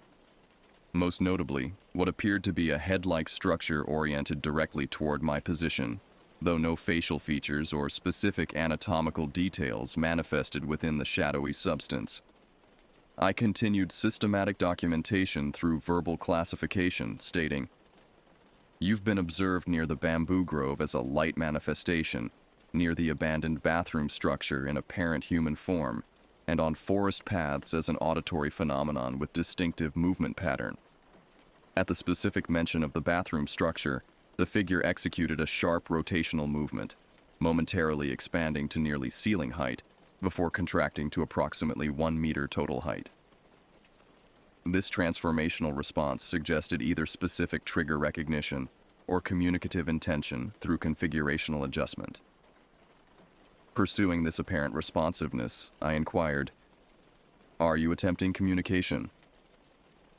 The shadow maintained its reduced height configuration while developing a rhythmic undulation along its perimeter, not random movement, but rather patterned fluctuation, suggesting deliberate signaling. The pattern completed 3 full cycles before stabilizing into stationary configuration again. I reached slowly toward my phone on the bedside table, intending to activate its recording capability. As my hand approached the device, The shadow executed another transition. Not toward me, but rather toward the closed window, passing through the physical shutters without disturbing them and disappearing from the room entirely. Immediately following its departure, room conditions normalized completely. The corner resumed proper spatial dimensions, the previously perceived depth anomaly resolved, and the distinctive observational sensation dissipated. I activated my phone's recording function despite the manifestation's departure, documenting verbal description of the entire encounter with timestamp reference and sequential observations. After completing this documentation, I made careful examination of the room's physical conditions. The corner where the manifestation originally appeared showed no temperature differential, no structural anomalies, and no residual effects of any kind. Similarly, the door area and window through which it departed displayed no evidence of interaction or passage. Rather than immediately sharing this experience with family members and potentially triggering protective responses that would limit investigation opportunities, I documented the encounter in my research journal with detailed observational notes. Most significant was the apparent recognition response to specific location references and the potential communicative intention shown through configurational changes. The following day proceeded normally, with family gathering activities occupying most hours. I maintained careful environmental monitoring throughout the property, utilizing both technological instruments and observational vigilance. No unusual readings or manifestations occurred during daylight hours, supporting the temporal pattern identified in previous documentation. Phenomena predominantly manifesting during boundary transition periods, particularly night hours between midnight and pre-dawn. That evening, I prepared methodically for potential recurrence. Without explicitly indicating intentions to family members, I arranged my room to facilitate both documentation and interaction. The furniture configuration was adjusted to eliminate dense shadow areas while maintaining clear sightlines to all corners. Recording devices were positioned strategically but unobtrusively: smartphone with extended battery pack, dedicated audio recorder with infrasound capability, and a small infrared temperature sensor connected to data logging equipment. I maintained normal evening social activities with family members before retiring at the conventional time, though with no intention of sleeping. Instead, I positioned myself comfortably against the headboard, with a book as natural justification for remaining awake while the recording equipment operated continuously. Hours passed without incident. The house gradually settled into nighttime silence, occasional creaking from thermal expansion and contraction providing the only auditory input to the recording devices. Temperature readings showed normal fluctuation patterns consistent with winter night conditions in a structure with limited insulation. At approximately 2:17 a.m., according to logged data, the first anomalous reading appeared, a rapid 4-degree temperature decrease localized near the window area. This occurred despite no detectable draft or air movement that would explain such thermal variation. Within the next 3 minutes, a distinctive temperature gradient developed across the room, with the coldest point migrating slowly from window toward the same corner where the previous night's manifestation had originated. I maintained outward appearance of reading, while systematically monitoring these instrumental indications. At approximately 2:26 a.m., the audio equipment registered infrasound frequencies significantly outside normal house settlement range, a sustained tone at 14 Hz, gradually increasing in amplitude, though remaining below human auditory perception threshold. The shadow manifestation appeared at precisely 2:30 a.m., materializing not gradually, but rather through immediate presence, transitioning from absence to existence without intermediate development. Its initial configuration matched the reduced height version from the previous encounter's conclusion, positioned in the same corner despite my furniture rearrangement specifically designed to eliminate that shadow space. "You've returned," I stated in Assamese, maintaining conversational tone while activating additional recording functions through concealed switch beneath my blanket. I anticipated this might occur. The figure executed the now familiar perimeter undulation, completing exactly 3 cycles before stabilizing. This consistent pattern suggested intentionality rather than random response, potentially indicating established communication protocol from its perspective. I've arranged documentation methods, I continued, gesturing toward visible recording devices while maintaining transparency regarding my actions. These will help me understand your manifestation parameters. The shadow responded with vertical elongation followed by horizontal compression, matching its previous configurational response to directed communication. Most notably, it maintained precise position within the corner without approaching further into the room, behavior suggesting boundary recognition or limitation. Are you the same entity observed in multiple forms throughout this property? I inquired, establishing baseline identity parameters essential for coherent investigation. The manifestation executed a new movement pattern, lateral expansion followed by central contraction, creating momentarily donut-like configuration before returning to anthropomorphic silhouette. This unique response suggested either affirmative indication or inability to process identity categorization as presented. I continued systematic inquiry, asking, "Can you manipulate physical objects within this environment?" No configurational change followed this question. Instead, after approximately 10 seconds of apparent assessment, the nearby curtain exhibited slight movement despite closed windows and no perceptible air current. The fabric displaced approximately 3 centimeters laterally before returning to resting position. Simultaneously, the temperature sensors registered further 3-degree decrease specifically in that location. This demonstration of environmental interaction capability represented significant escalation from previous observational manifestations. I maintained calm analytical approach despite justified apprehension regarding potential activity expansion. "Thank you for that demonstration," I acknowledged. "Could you indicate your purpose in these visitations?" The shadow executed its most dramatic configurational change yet, rapidly expanding outward in all directions simultaneously while maintaining central mass cohesion. This expansion continued until the manifestation occupied approximately 60% of visible wall space before contracting with equal rapidity to its original dimensions. Throughout this dramatic display, audio equipment registered increasing infrasound amplitude while temperature sensors documented corresponding thermal reduction throughout the expansion field. Following this display, the manifestation initiated movement toward my position. Not the fluid lateral transition previously observed, but rather conventional incremental advancement across the floor. This approach continued until approximately 2 meters separated my position from the still amorphous figure. At this distance, a new manifestation characteristic developed, extremely localized visual distortion in the space immediately surrounding the shadow. This distortion affected light passing through that spatial area, creating subtle prismatic effects where moonlight from the window intersected the phenomenon's perimeter. "Are you attempting direct communication?" I inquired, maintaining external composure despite elevated physiological response indicators. The shadow ceased forward movement, executing instead a vertical alignment shift that positioned its head-like upper section precisely level with my seated eyeline. In this configuration, the central mass developed subtle rhythmic pulsations synchronized with the infrasound frequency documented by recording equipment. As this pulsation continued, I experienced gradual onset of unusual perceptual effects, slight visual trailing when shifting gaze, minor proprioceptive disconnection between intended and executed small movements, and most notably, progressive alteration in sound processing. Normal ambient sounds, house settling, distant animal calls through the window, my own breathing, developed echo-like quality with millisecond delay between initial perception and secondary processing. Recognizing potential consciousness alteration either through infrasound exposure or undocumented manifestation effects, I implemented pre-established grounding protocol, physical contact with documented room elements while verbally identifying them.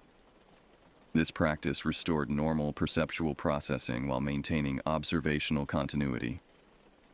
"Your presence affects human consciousness," I stated, documenting this observation verbally for recording purposes.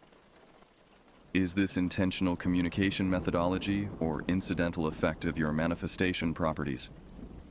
The shadow responded with immediate configurational collapse, transitioning from anthropomorphic silhouette to amorphous darkness concentrated near floor level. In this reduced state, the associated perceptual effects diminished correspondingly while temperature began normalizing throughout the room.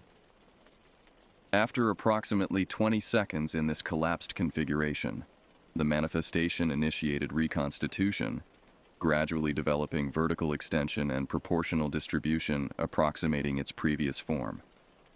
As physical coherence re-established, the shadow executed 3 complete rotational movements before stabilizing in original orientation.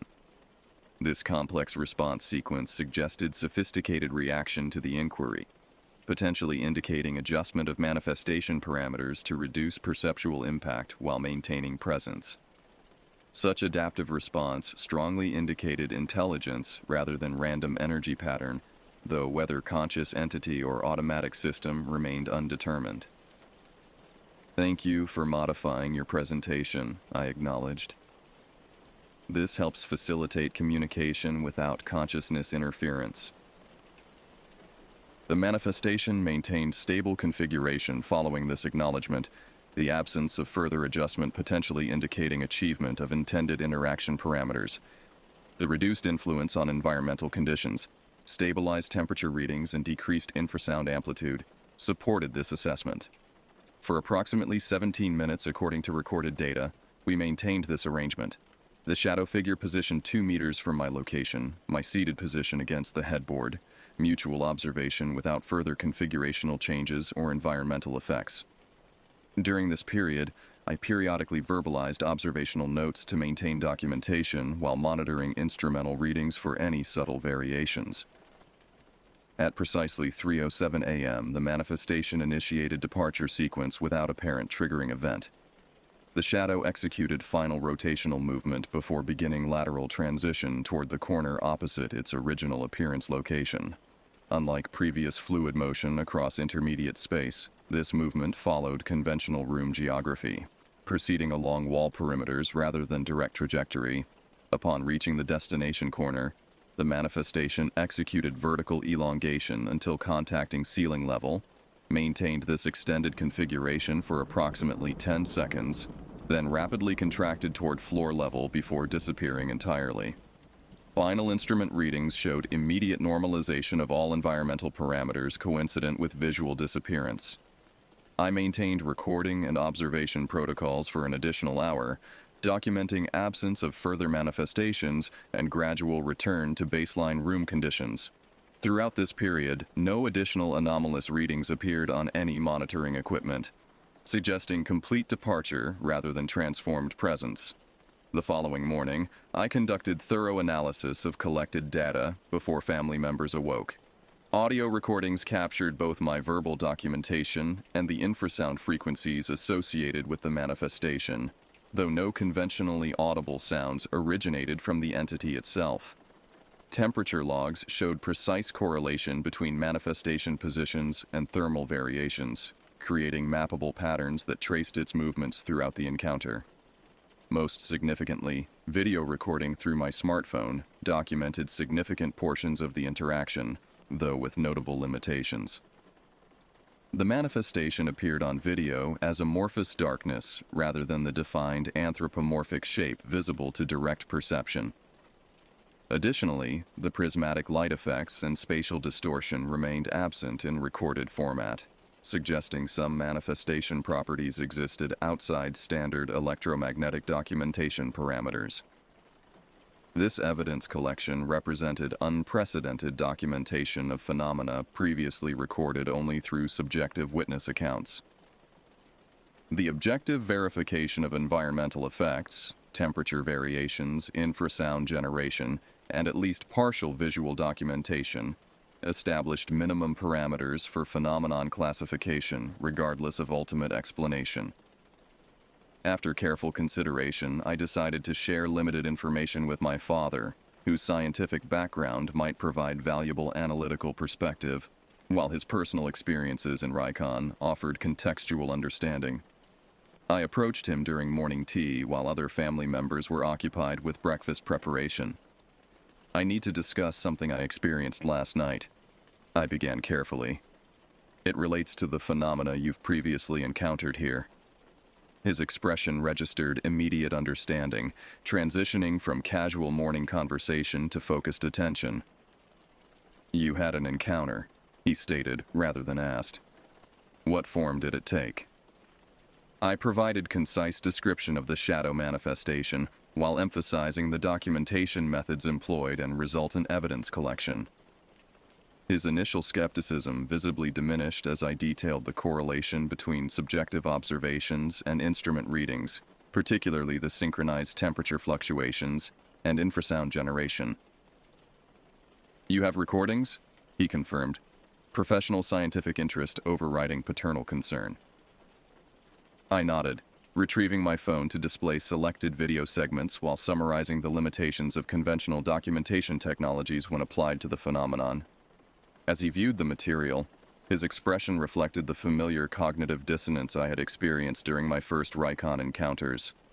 The conflict between established understanding frameworks and empirical evidence that resisted conventional categorization. The documentation appears methodologically sound, he acknowledged after careful review. The temperature variations particularly suggest physical rather than purely perceptual phenomenon.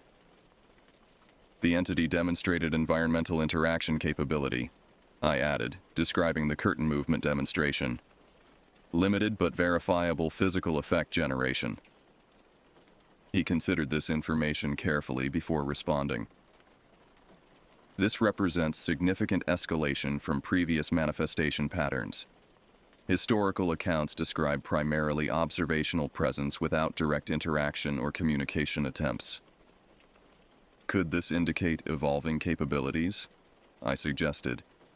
Or perhaps response to systematic documentation efforts rather than fear-based reactions. Both possibilities merit consideration, he agreed. Though a third option exists. You've encountered a different phenomenon category entirely, one that superficially resembles previously documented manifestations while possessing distinct properties.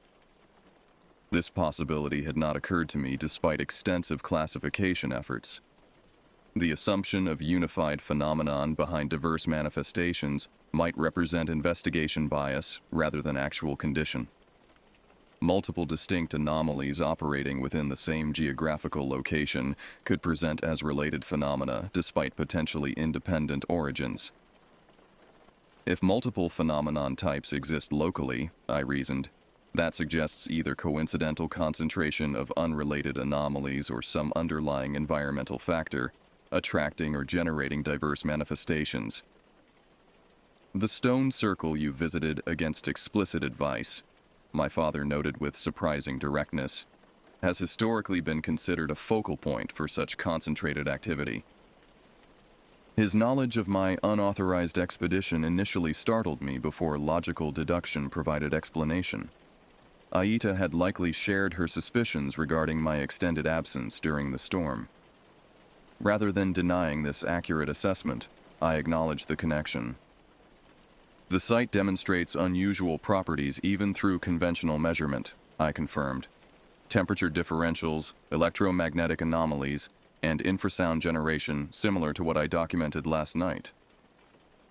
Instead of delivering expected parental reprimand regarding risk-taking behavior, my father shifted into collaborative analytical mode. The British colonial records mention similar shadow manifestations specifically associated with that location, he noted. Described as sentinels or guardians rather than threatening entities, though direct interaction was reportedly discouraged by local guides. This historical context expanded potential interpretative frameworks considerably. If the shadow represented not random energy manifestation, but rather specific functionality associated with the ancient site, its behavioral patterns might indicate purpose rather than merely phenomenological characteristics. Could these manifestations represent some form of perimeter monitoring system? I suggested, developing this functional hypothesis. The various forms documented throughout the property might serve as observation mechanisms reporting back to central location. An intriguing if speculative interpretation, my father acknowledged. though it presupposes technological capability beyond conventional understanding, potentially employing principles currently beyond scientific categorization. Our discussion continued through various explanatory frameworks, from psychological projection theories to conventional electromagnetic phenomena to more esoteric possibilities involving consciousness interaction with environmental energy systems. Throughout this exchange, the collaborative analytical approach transcended traditional parent-child dynamics, establishing peer-level consideration of evidence and interpretative models. As family activities resumed around us, we concluded with agreement regarding continued documentation protocols. I would maintain systematic recording of any further manifestations while implementing additional measurement methodologies. My father would contribute historical research through academic connections, potentially providing contextual information regarding similar phenomena reported in comparable geographical settings. The Midnight Visitor had transformed from merely unsettling encounter to documented research subject, not diminishing its profound implications, but rather placing the experience within investigative framework that might eventually yield understanding. This transitional perspective represented perhaps the most significant development in my relationship with Raikon's phenomena, the evolution from fear-based response to systematic study of boundary conditions where conventional reality frameworks encountered their limitations. The final days of our family gathering passed without further direct manifestations, though subtle environmental anomalies continued throughout the property. Momentary temperature fluctuations, occasional electromagnetic disruptions affecting electronic devices, and periodic infrasound bursts registered on monitoring equipment but below human perceptual threshold. These phenomena maintained patterns consistent with previous documentation, suggesting ongoing background activity without direct interaction attempts. My departure from Raikon following the holiday period carried mixed emotions: analytical frustration at leaving an active research environment, yet psychological relief from the constant vigilance such investigation required. I returned to university studies with enhanced theoretical frameworks for approaching conventional academic material, perceiving implicit boundary conditions and unstated assumptions within established disciplines. The experiences at Raikon progressively informed my academic trajectory, guiding course selections and research focus toward interdisciplinary methodologies capable of addressing phenomena at conventional knowledge boundaries. My formal studies maintained traditional anthropological focus, examining how different cultures categorize and interpret unusual experiences, while private research explored instrumentation development for documenting phenomena currently considered subjective or anecdotal. Over subsequent years, I developed increasingly sophisticated approaches for investigating Raikon's phenomena. Each vacation period brought me back to the property with enhanced methodologies and expanded conceptual frameworks. My family, having transitioned from protective concern to cautious support, facilitated these research visits while maintaining reasonable safety protocols. By 2021, I had established a comprehensive documentation system incorporating multiple complementary approaches. 1. Conventional scientific instrumentation measuring environmental parameters including temperature gradients, electromagnetic field fluctuations, infrasound generation, and barometric microvariations. 2. Psychological assessment protocols measuring subjective experience characteristics, perceptual alterations, and cognitive processing changes during and following anomalous encounters. 3. Cultural historical documentation connecting contemporary experiences with historical accounts through consistent descriptive parameters and geographical correlation. 4. Theoretical modeling examining pattern consistencies across manifestation types, identifying potential unified principles underlying apparently diverse phenomena. This systematic approach yielded preliminary categorization frameworks suggesting Raikon's unusual occurrences represented not random anomalies, but rather structured phenomenon categories with distinct characteristics. The blue light manifestations demonstrated consistent properties regardless of observer: precise spherical configuration, azure coloration with occasional spectral variation, horizontal movement along established paths, and elimination of normal acoustic indicators that would accompany physical passage through vegetation. These properties suggested energy projection rather than physical entity, potentially utilizing natural geographical features as transmission conduits. The anthropomorphic manifestations, both the vanishing visitor near the outhouse and the shadow entity in my bedroom, shared configurational similarities despite apparent differences in presentation solidity. Both demonstrated awareness of observer presence, responsive behavior adjustments, and consistent manifestation locations. Their properties suggested boundary interface phenomena, entities operating at intersection points between conventional physical space and adjacent dimensional configurations. The forest pursuit experiences, characterized by asymmetrical movement patterns and electronic disruption capability, presented the most overtly interactive phenomena category. These manifestations demonstrated apparent intentionality, geographical boundary recognition, avoiding crossing certain thresholds, and sensory manipulation effects on observers. Their characteristics suggested potential sentinel functionality, responsive to human incursion into specific territorial parameters. The stone circle location represented apparent focal point for heightened manifestation probability and intensity. Its consistent environmental anomalies, even in absence of visible phenomena, suggested persistent boundary condition thinning, a localized alteration in conventional physical parameters facilitating interaction between normally separate reality frameworks. These categorization efforts, while necessarily provisional given limited instrumentation capabilities and inherent observational challenges, provided structural framework for understanding Raikon's phenomena beyond mere unexplained occurrences. The patterns suggested functional systems operating according to principles currently outside conventional scientific paradigms, but potentially subject to future integration through expanded theoretical models. My final visit to Raikon during this research period occurred in November 2022. Unlike previous methodological investigations, this journey carried specific intentionality, direct engagement with the shadow manifestation that had demonstrated the most sophisticated communication capability. Rather than merely documenting occurrence parameters, I designed interaction protocols intended to establish consistent communication methodology.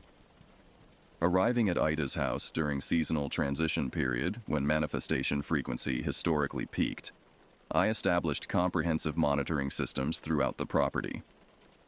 With my family's knowledge and cautious support, I prepared the primary bedroom as controlled research environment, eliminating variable factors while maximizing documentation capability through redundant systems. For 3 consecutive nights, I maintained vigilance without manifestation occurrence. Environmental readings showed subtle anomalous patterns consistent with background activity, but no direct interaction attempts. On the 4th night, following systematic invitation protocols conducted at the stone circle location earlier that day, the anticipated phenomenon finally appeared. The shadow manifestation materialized at precisely midnight, emerging not from room corners, as in previous encounters, but rather through apparent dimensional intersection directly in the room's center. This novel manifestation method produced distinctive instrumental readings, simultaneous electromagnetic pulse, infrasound generation, and symmetrical temperature reduction radiating outward from central appearance point. Unlike previous manifestations, the entity immediately adopted stable anthropomorphic configuration, maintaining consistent proportional dimensions without the fluid transformations that had characterized earlier encounters. This configurational stability suggested intentional communication preparation rather than reactive presence. "I recognize you from previous interactions," I stated in Assamese, initiating established communication protocol. "Your manifestation parameters indicate potential response to invitation procedures conducted today." The shadow executed single complete rotation, a movement pattern documented in previous encounter as apparent acknowledgement gesture. Following this rotation, it projected directional intention towards specific instrumentation components, suggesting awareness of monitoring systems and their functional purposes. "The recording devices document our interaction for analysis purposes," I explained, maintaining transparent communication regarding methodologies and intentions. "They help establish consistent communication parameters across encounters." The manifestation responded by generating localized electromagnetic field fluctuation that affected specific equipment components without disrupting others. A display of precise environmental interaction capability rather than general energetic disruption. This selective effect demonstrated sophisticated discrimination ability, suggesting comprehensive awareness of technological functionality.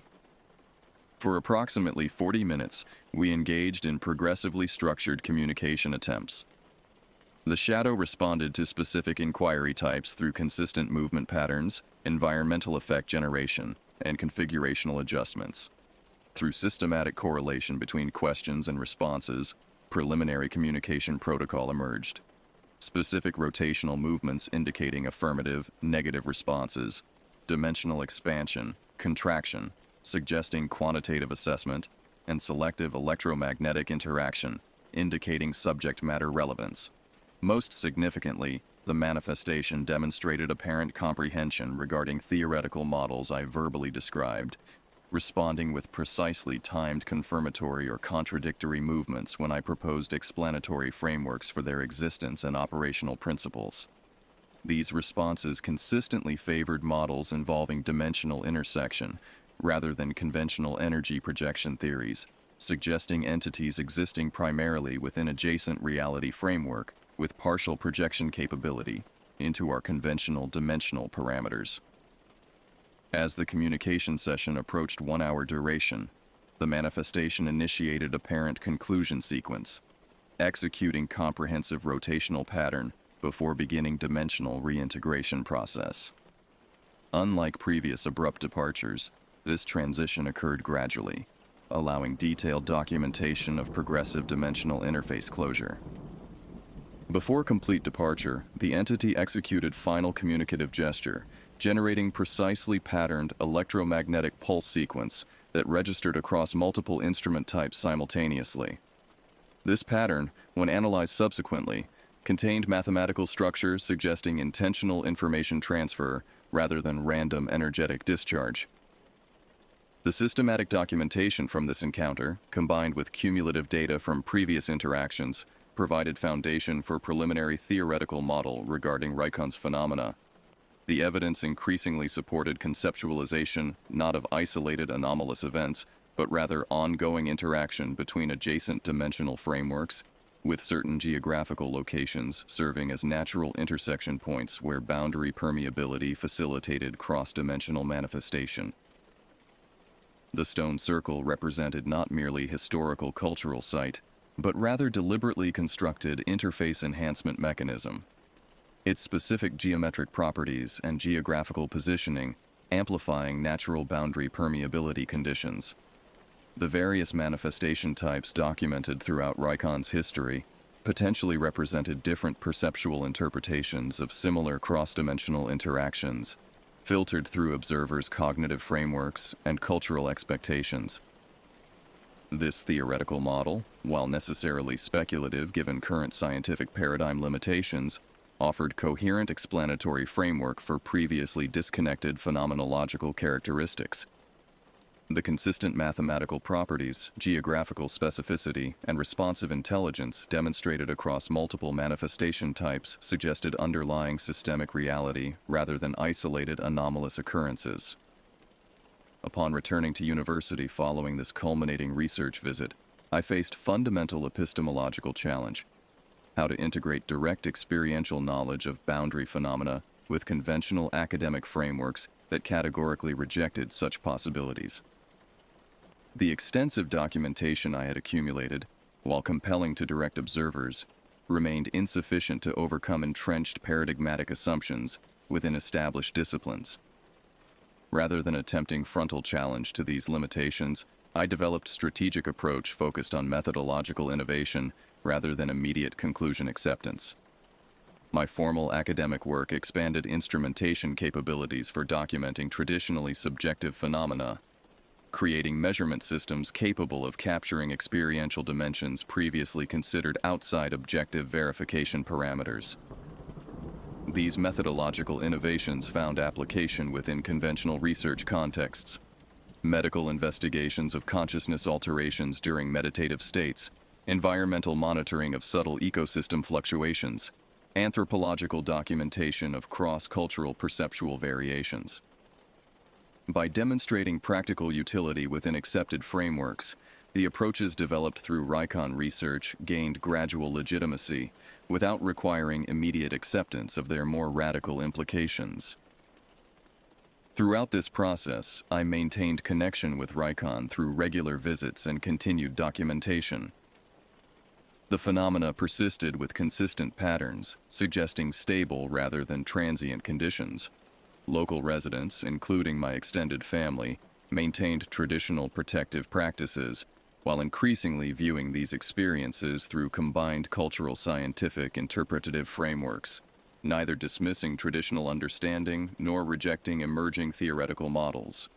The integration of seemingly contradictory approaches, traditional knowledge systems acknowledging interdimensional interactions alongside scientific instrumentation documenting their measurable effects, represented important epistemological advancement. Rather than forcing binary choice between competing explanatory frameworks, this integration recognized complementary contribution potential from diverse knowledge traditions when addressing phenomena at conventional understanding boundaries. As my formal education concluded and professional research opportunities emerged, RICON remained central reference point for developing expanded investigative methodologies. The experiences there had permanently altered my perception of reality's fundamental structure, not through abandoning scientific principles, but rather through recognizing their current limitation boundaries and development potential.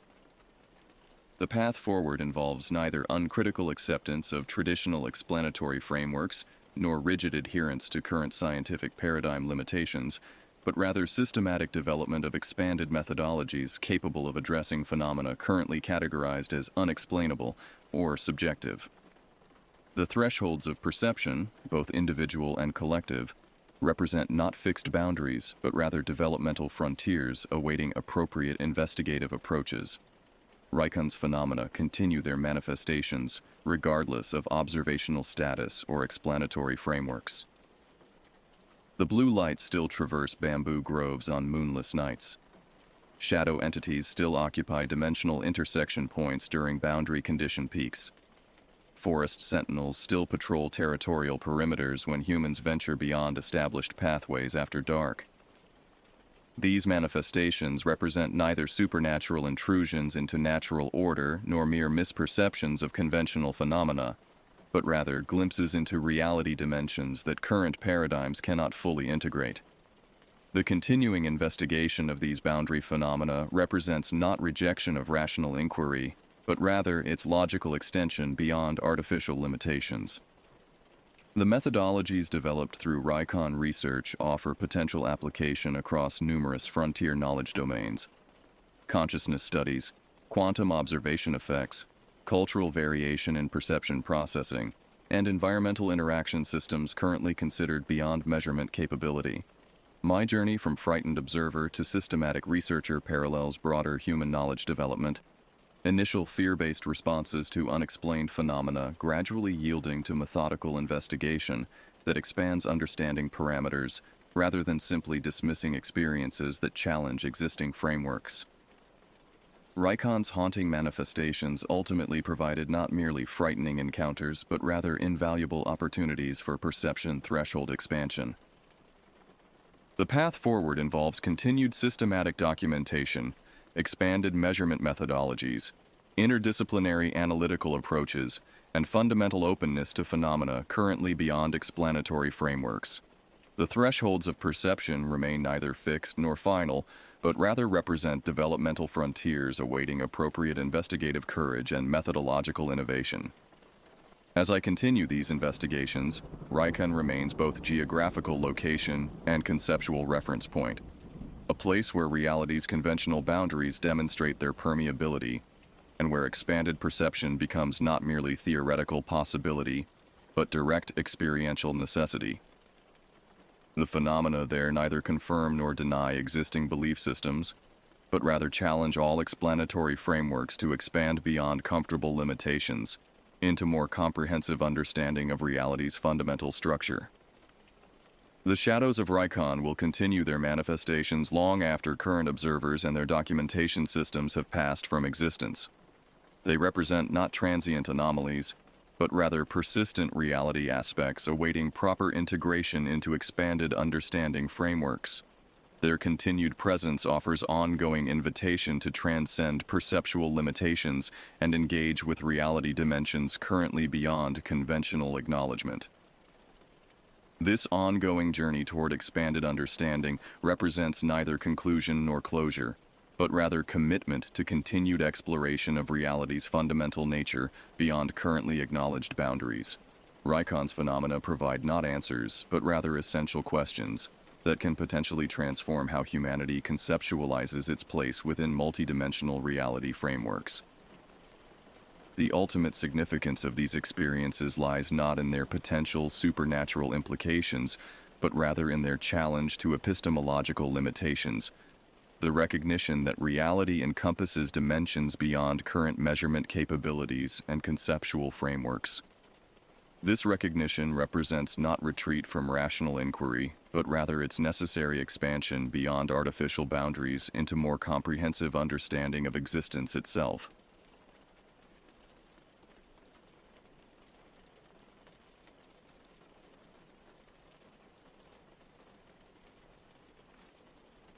I relocated to the small coastal town of Havermill in northern Maine for a research position at the Marine Biology Institute. Despite arriving in early November, I was eager to explore the natural surroundings, particularly Mistwood Sanctuary, a protected forest area that bordered the eastern edge of town. I had heard colleagues mention the scenic hiking paths that wound through the old-growth forest, and with limited social connections in my new home, outdoor exploration seemed like a productive way to spend my weekend. The weather forecast predicted clear skies with moderate temperatures, unusual for that time of year in Maine. I prepared appropriately, packing a small backpack with water, trail mix, a compass, and my phone. The entrance to Mistwood was a mere 10-minute walk from my rented cottage. The forest welcomed me with a crisp, earthy scent and the gentle rustling of leaves. Though most had fallen, patches of dark evergreens provided color against the backdrop of bare, deciduous trees. The trail was well marked with blue blazes on trees at regular intervals, and I walked at a comfortable pace, taking occasional photographs of interesting fungi and plant formations. After approximately 45 minutes of hiking, I noticed a thin layer of mist beginning to gather between the trees. This wasn't entirely unexpected near the coast, but something about its movement caught my attention. Rather than drifting with the gentle breeze, it seemed to swirl in contained patterns, almost purposefully. I dismissed this observation as a trick of light and continued walking. The forest had become remarkably quiet. The earlier sounds of birds and small animals had ceased, leaving only the sound of my boots on the leaf-covered path. I checked my watch, just past noon. I had plenty of daylight remaining, and decided to continue for another hour before turning back. That's when I first heard it, a faint, melodic humming coming from somewhere deeper in the forest, off the established trail. The sound was barely perceptible, yet distinctly human. Or at least, it resembled human vocalization. Male or female, I couldn't determine. It existed at the edge of audibility, haunting and somehow melancholic. I paused, straining to identify the direction. The mist had thickened significantly in the past 10 minutes, reducing visibility to perhaps 50 yards. The humming seemed to come from my left, away from the trail. Common sense dictated staying on the marked path, but curiosity, that most dangerous of human traits, urged me forward. "Hello?" I called out. "Is someone there?" The humming ceased immediately. I waited, listening intently, but heard nothing beyond the occasional drop of moisture from the trees. After nearly a minute of silence, I convinced myself I had imagined it and resumed walking along the trail. 3 steps later, the humming resumed, closer this time and to my right. I turned sharply, scanning the misty forest. Through the vapor, approximately 30 yards away, I detected movement. A figure, indistinct in the haze, appeared to be standing motionless between two ancient oak trees. "Excuse me," I called again. "Are you all right?" The figure made no response but seemed to drift slightly backward, deeper into the mist. I hesitated, torn between concern for a potentially lost hiker and my own safety. Eventually, I stepped off the trail, moving cautiously toward where I had seen the figure. As I approached, I discerned more details. It appeared to be a person of indeterminate gender, dressed in what looked like flowing gray garments that blended with the surrounding mist. Most notable was that the figure seemed partially transparent. I could faintly see the outline of trees behind it. Logic suggested this must be an optical illusion created by the unusual mist patterns, yet my instincts screamed otherwise. I stopped advancing, suddenly aware of the profound silence surrounding me. No birds, no insects, not even the sound of wind in the branches. "Do you need help?" I asked, my voice sounding unnaturally loud in the stillness. The figure turned, or seemed to turn, and I caught a glimpse of what might have been a face. It was difficult to process what I saw. Features that appeared fluid, constantly shifting and reforming, with only the suggestion of eyes. Dark hollows where mist swirled more densely. Then it was moving away from me, its form becoming more indistinct with each yard of distance. Against my better judgment, I followed. The rational part of my mind offered explanations: unusual atmospheric conditions, fatigue, perhaps even mild hypoxia from the altitude. Yet I pursued this apparition deeper into the forest, leaving the trail far behind. Time became difficult to track. The mist thickened until visibility reduced to mere feet in any direction. My phone's GPS showed no signal, and the compass spinning erratically suggested some form of magnetic anomaly in the area. The humming continued intermittently, always just ahead, drawing me forward. I'm uncertain how long I wandered. The consistent gray light filtering through the mist made it impossible to judge the sun's position. Eventually, I stopped, finally acknowledging that I was hopelessly lost. The temperature had dropped noticeably, and the mist now carried a bitter chill that penetrated my jacket. I attempted to retrace my steps but found no recognizable landmarks. Each direction appeared identical, gray trees emerging from and disappearing into swirling vapor.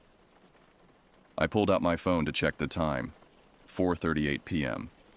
Daylight would last only another hour at most. I needed to establish some direction, find the trail again, or at minimum locate a suitable place to wait until morning. That's when I noticed the silence had changed. The utter absence of sound had been replaced by something more unsettling. A soft susurration, like countless whispers just below the threshold of comprehension. It seemed to emanate from the mist itself, surrounding me completely. I forced myself to remain calm, to think logically. I pulled out my compass again, finding it still useless. I would have to rely on natural navigation methods, moss growth, tree branching patterns. But in the dim light and thick mist, these were difficult to discern. The whispering intensified, and with growing horror, I realized I could almost understand fragments of words. Not in English, not in any language I recognized, yet somehow conveying meaning. Invitation, hunger, loneliness. The mist began to change.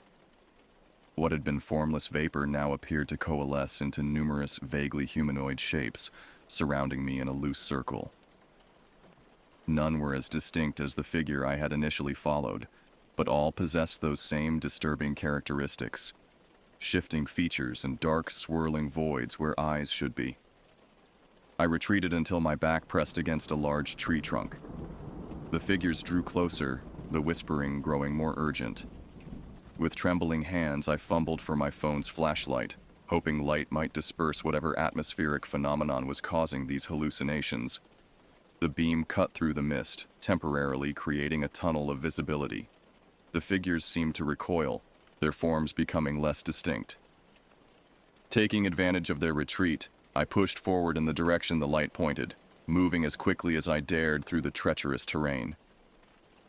The whispering followed, sometimes fading, sometimes intensifying, but never completely disappearing. Occasionally, I caught glimpses of the figures reforming at the edge of my light's reach. Twice I nearly lost my footing on slippery moss-covered stones, and once I stumbled into a shallow depression filled with icy water that soaked through my hiking boots. The temperature continued to drop. My extremities grew numb, and my breath formed thick clouds in the beam of my flashlight. The phone's battery indicator warned of imminent shutdown, perhaps 15 minutes of light remaining at most. That's when I noticed something ahead, a different quality of darkness. Not the gray opacity of mist, but the solid blackness of a substantial object. Moving cautiously forward, I discovered a stone structure, partially collapsed, but still offering shelter.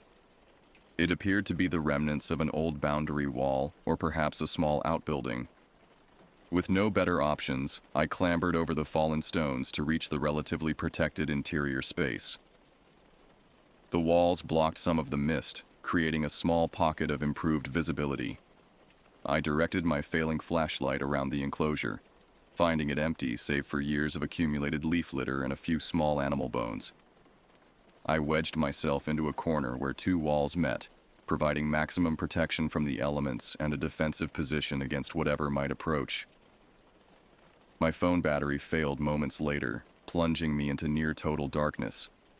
The whispering crescendoed immediately, as if the mist figures had been waiting for this moment.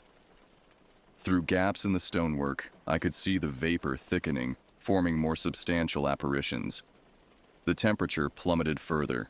My breath now emerged in painful gasps of frigid air. One figure, more defined than the others, pushed through a large opening in the wall. It resembled the entity I had first followed, but appeared more substantial now. As it approached, I could see that what I had mistaken for gray clothing was actually its form, mist condensed to the consistency of thin fabric, constantly shifting and reforming. Where a face should have been, the mist swirled more densely, occasionally forming the suggestion of human features before dissolving again. Only the eyes remained constant.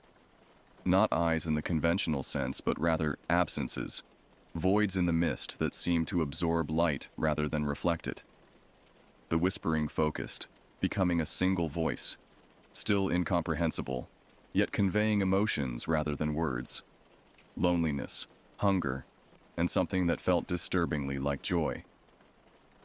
The figure extended what might have been an arm, reaching toward me. The temperature around me dropped so severely that the moisture in the air began crystallizing, forming delicate patterns of frost on the stones beside me. My lungs burned with each inhalation of the supernaturally cold air. I pressed further into my corner, searching frantically for anything that might serve as a weapon or deterrent. My hand closed around a broken piece of stone, jagged and heavy. In desperation, I hurled it directly at the approaching figure. The stone passed through the misty form without resistance, clattering against the wall beyond. The entity paused momentarily, the swirling patterns of its composition disturbed, then continued its advance. Its arm-like extension was inches from my face when I noticed something. The small digital watch on my wrist with its modest backlight seemed to cause distortion in the entity's form wherever the light touched it. The mist being withdrew slightly, the whispering taking on a quality I could only interpret as discomfort. Light. They retreated from my flashlight earlier. With numbed fingers, I fumbled with the watch, managing to activate its alarm function. The small screen glowed brighter and the entity withdrew further, its form becoming less substantial. I held the watch out like a talisman, waving it toward the mist figures that had gathered at the opening in the wall. They maintained their distance, their whispering now carrying tones of frustration and anger. The standoff continued for what felt like hours. I remained huddled in my corner, watch extended, fighting against exhaustion and the dangerous drowsiness induced by the cold. The mist beings hovered at the edge of the watch's feeble light, occasionally testing its boundaries, but retreating when the illumination touched them. At some point during this vigil, I must have lost consciousness despite my determination to remain awake. When awareness returned, pale natural light was filtering through the mist. The stone enclosure was empty of anything but ordinary morning fog, and the temperature, while cold, had returned to seasonal norms. I stood on unsteady legs, muscles protesting after hours of immobility in the cold. Outside the stone structure, the forest appeared entirely normal. No sign of the unnatural mist or its inhabitants. In the distance, perhaps a quarter-mile away, I could see a flash of blue, a trail marker. The hike back to town was uneventful. I reached the main trail within 30 minutes and followed it directly to the forest entrance. Upon returning to my cottage, I discovered my ordeal had lasted nearly 20 hours. I had entered Mistwood shortly after 10 a.m. the previous day and emerged just after 6 a.m. I reported nothing to local authorities. What could I say that wouldn't sound like the product of hypothermia-induced hallucination? Instead, I conducted research at the town's small historical society, discovering references to mistwalkers in local folklore dating back to early colonial times. The accounts described travelers lost in the forest who encountered beings of fog and vapor that whispered in unknown tongues. Those who survived reported the entities seemed to feed on warmth and vitality. Most telling was a journal entry from 1887 written by a local physician. It appears these manifestations retreat from artificial light, particularly that produced by flame. The more intense the illumination, the more complete their dissolution. I hypothesize that the concentrated energy disrupts whatever electromagnetic anomaly permits their existence. I left Havermill 2 weeks later, citing family emergency to terminate my contract at the Institute. Before departing, I posted warning signs at the Mistwood Trail entrance, cautioning hikers about sudden fog conditions and recommending they carry multiple light sources. The town council removed them within days, concerned about tourism impact. 3 hikers have disappeared in Mistwood since my departure. Searches found no trace, and officials blame treacherous terrain and exposure to elements. I know better, but who would believe my account? I reside in Arizona now, in a desert community where fog is virtually non-existent. Yet on certain nights, when the air grows unexpectedly chill, I wake to find condensation on my bedroom windows forming patterns that bear unsettling resemblance to faces. And just at the threshold of hearing, something whispers in a language I almost understand. For those who venture into forests where mist gathers unnaturally, carry light, multiple sources if possible. And if you hear humming or whispers from the vapor, return to open ground immediately. What waits in the mist has existed for centuries, perhaps millennia, and its hunger is patient and enduring.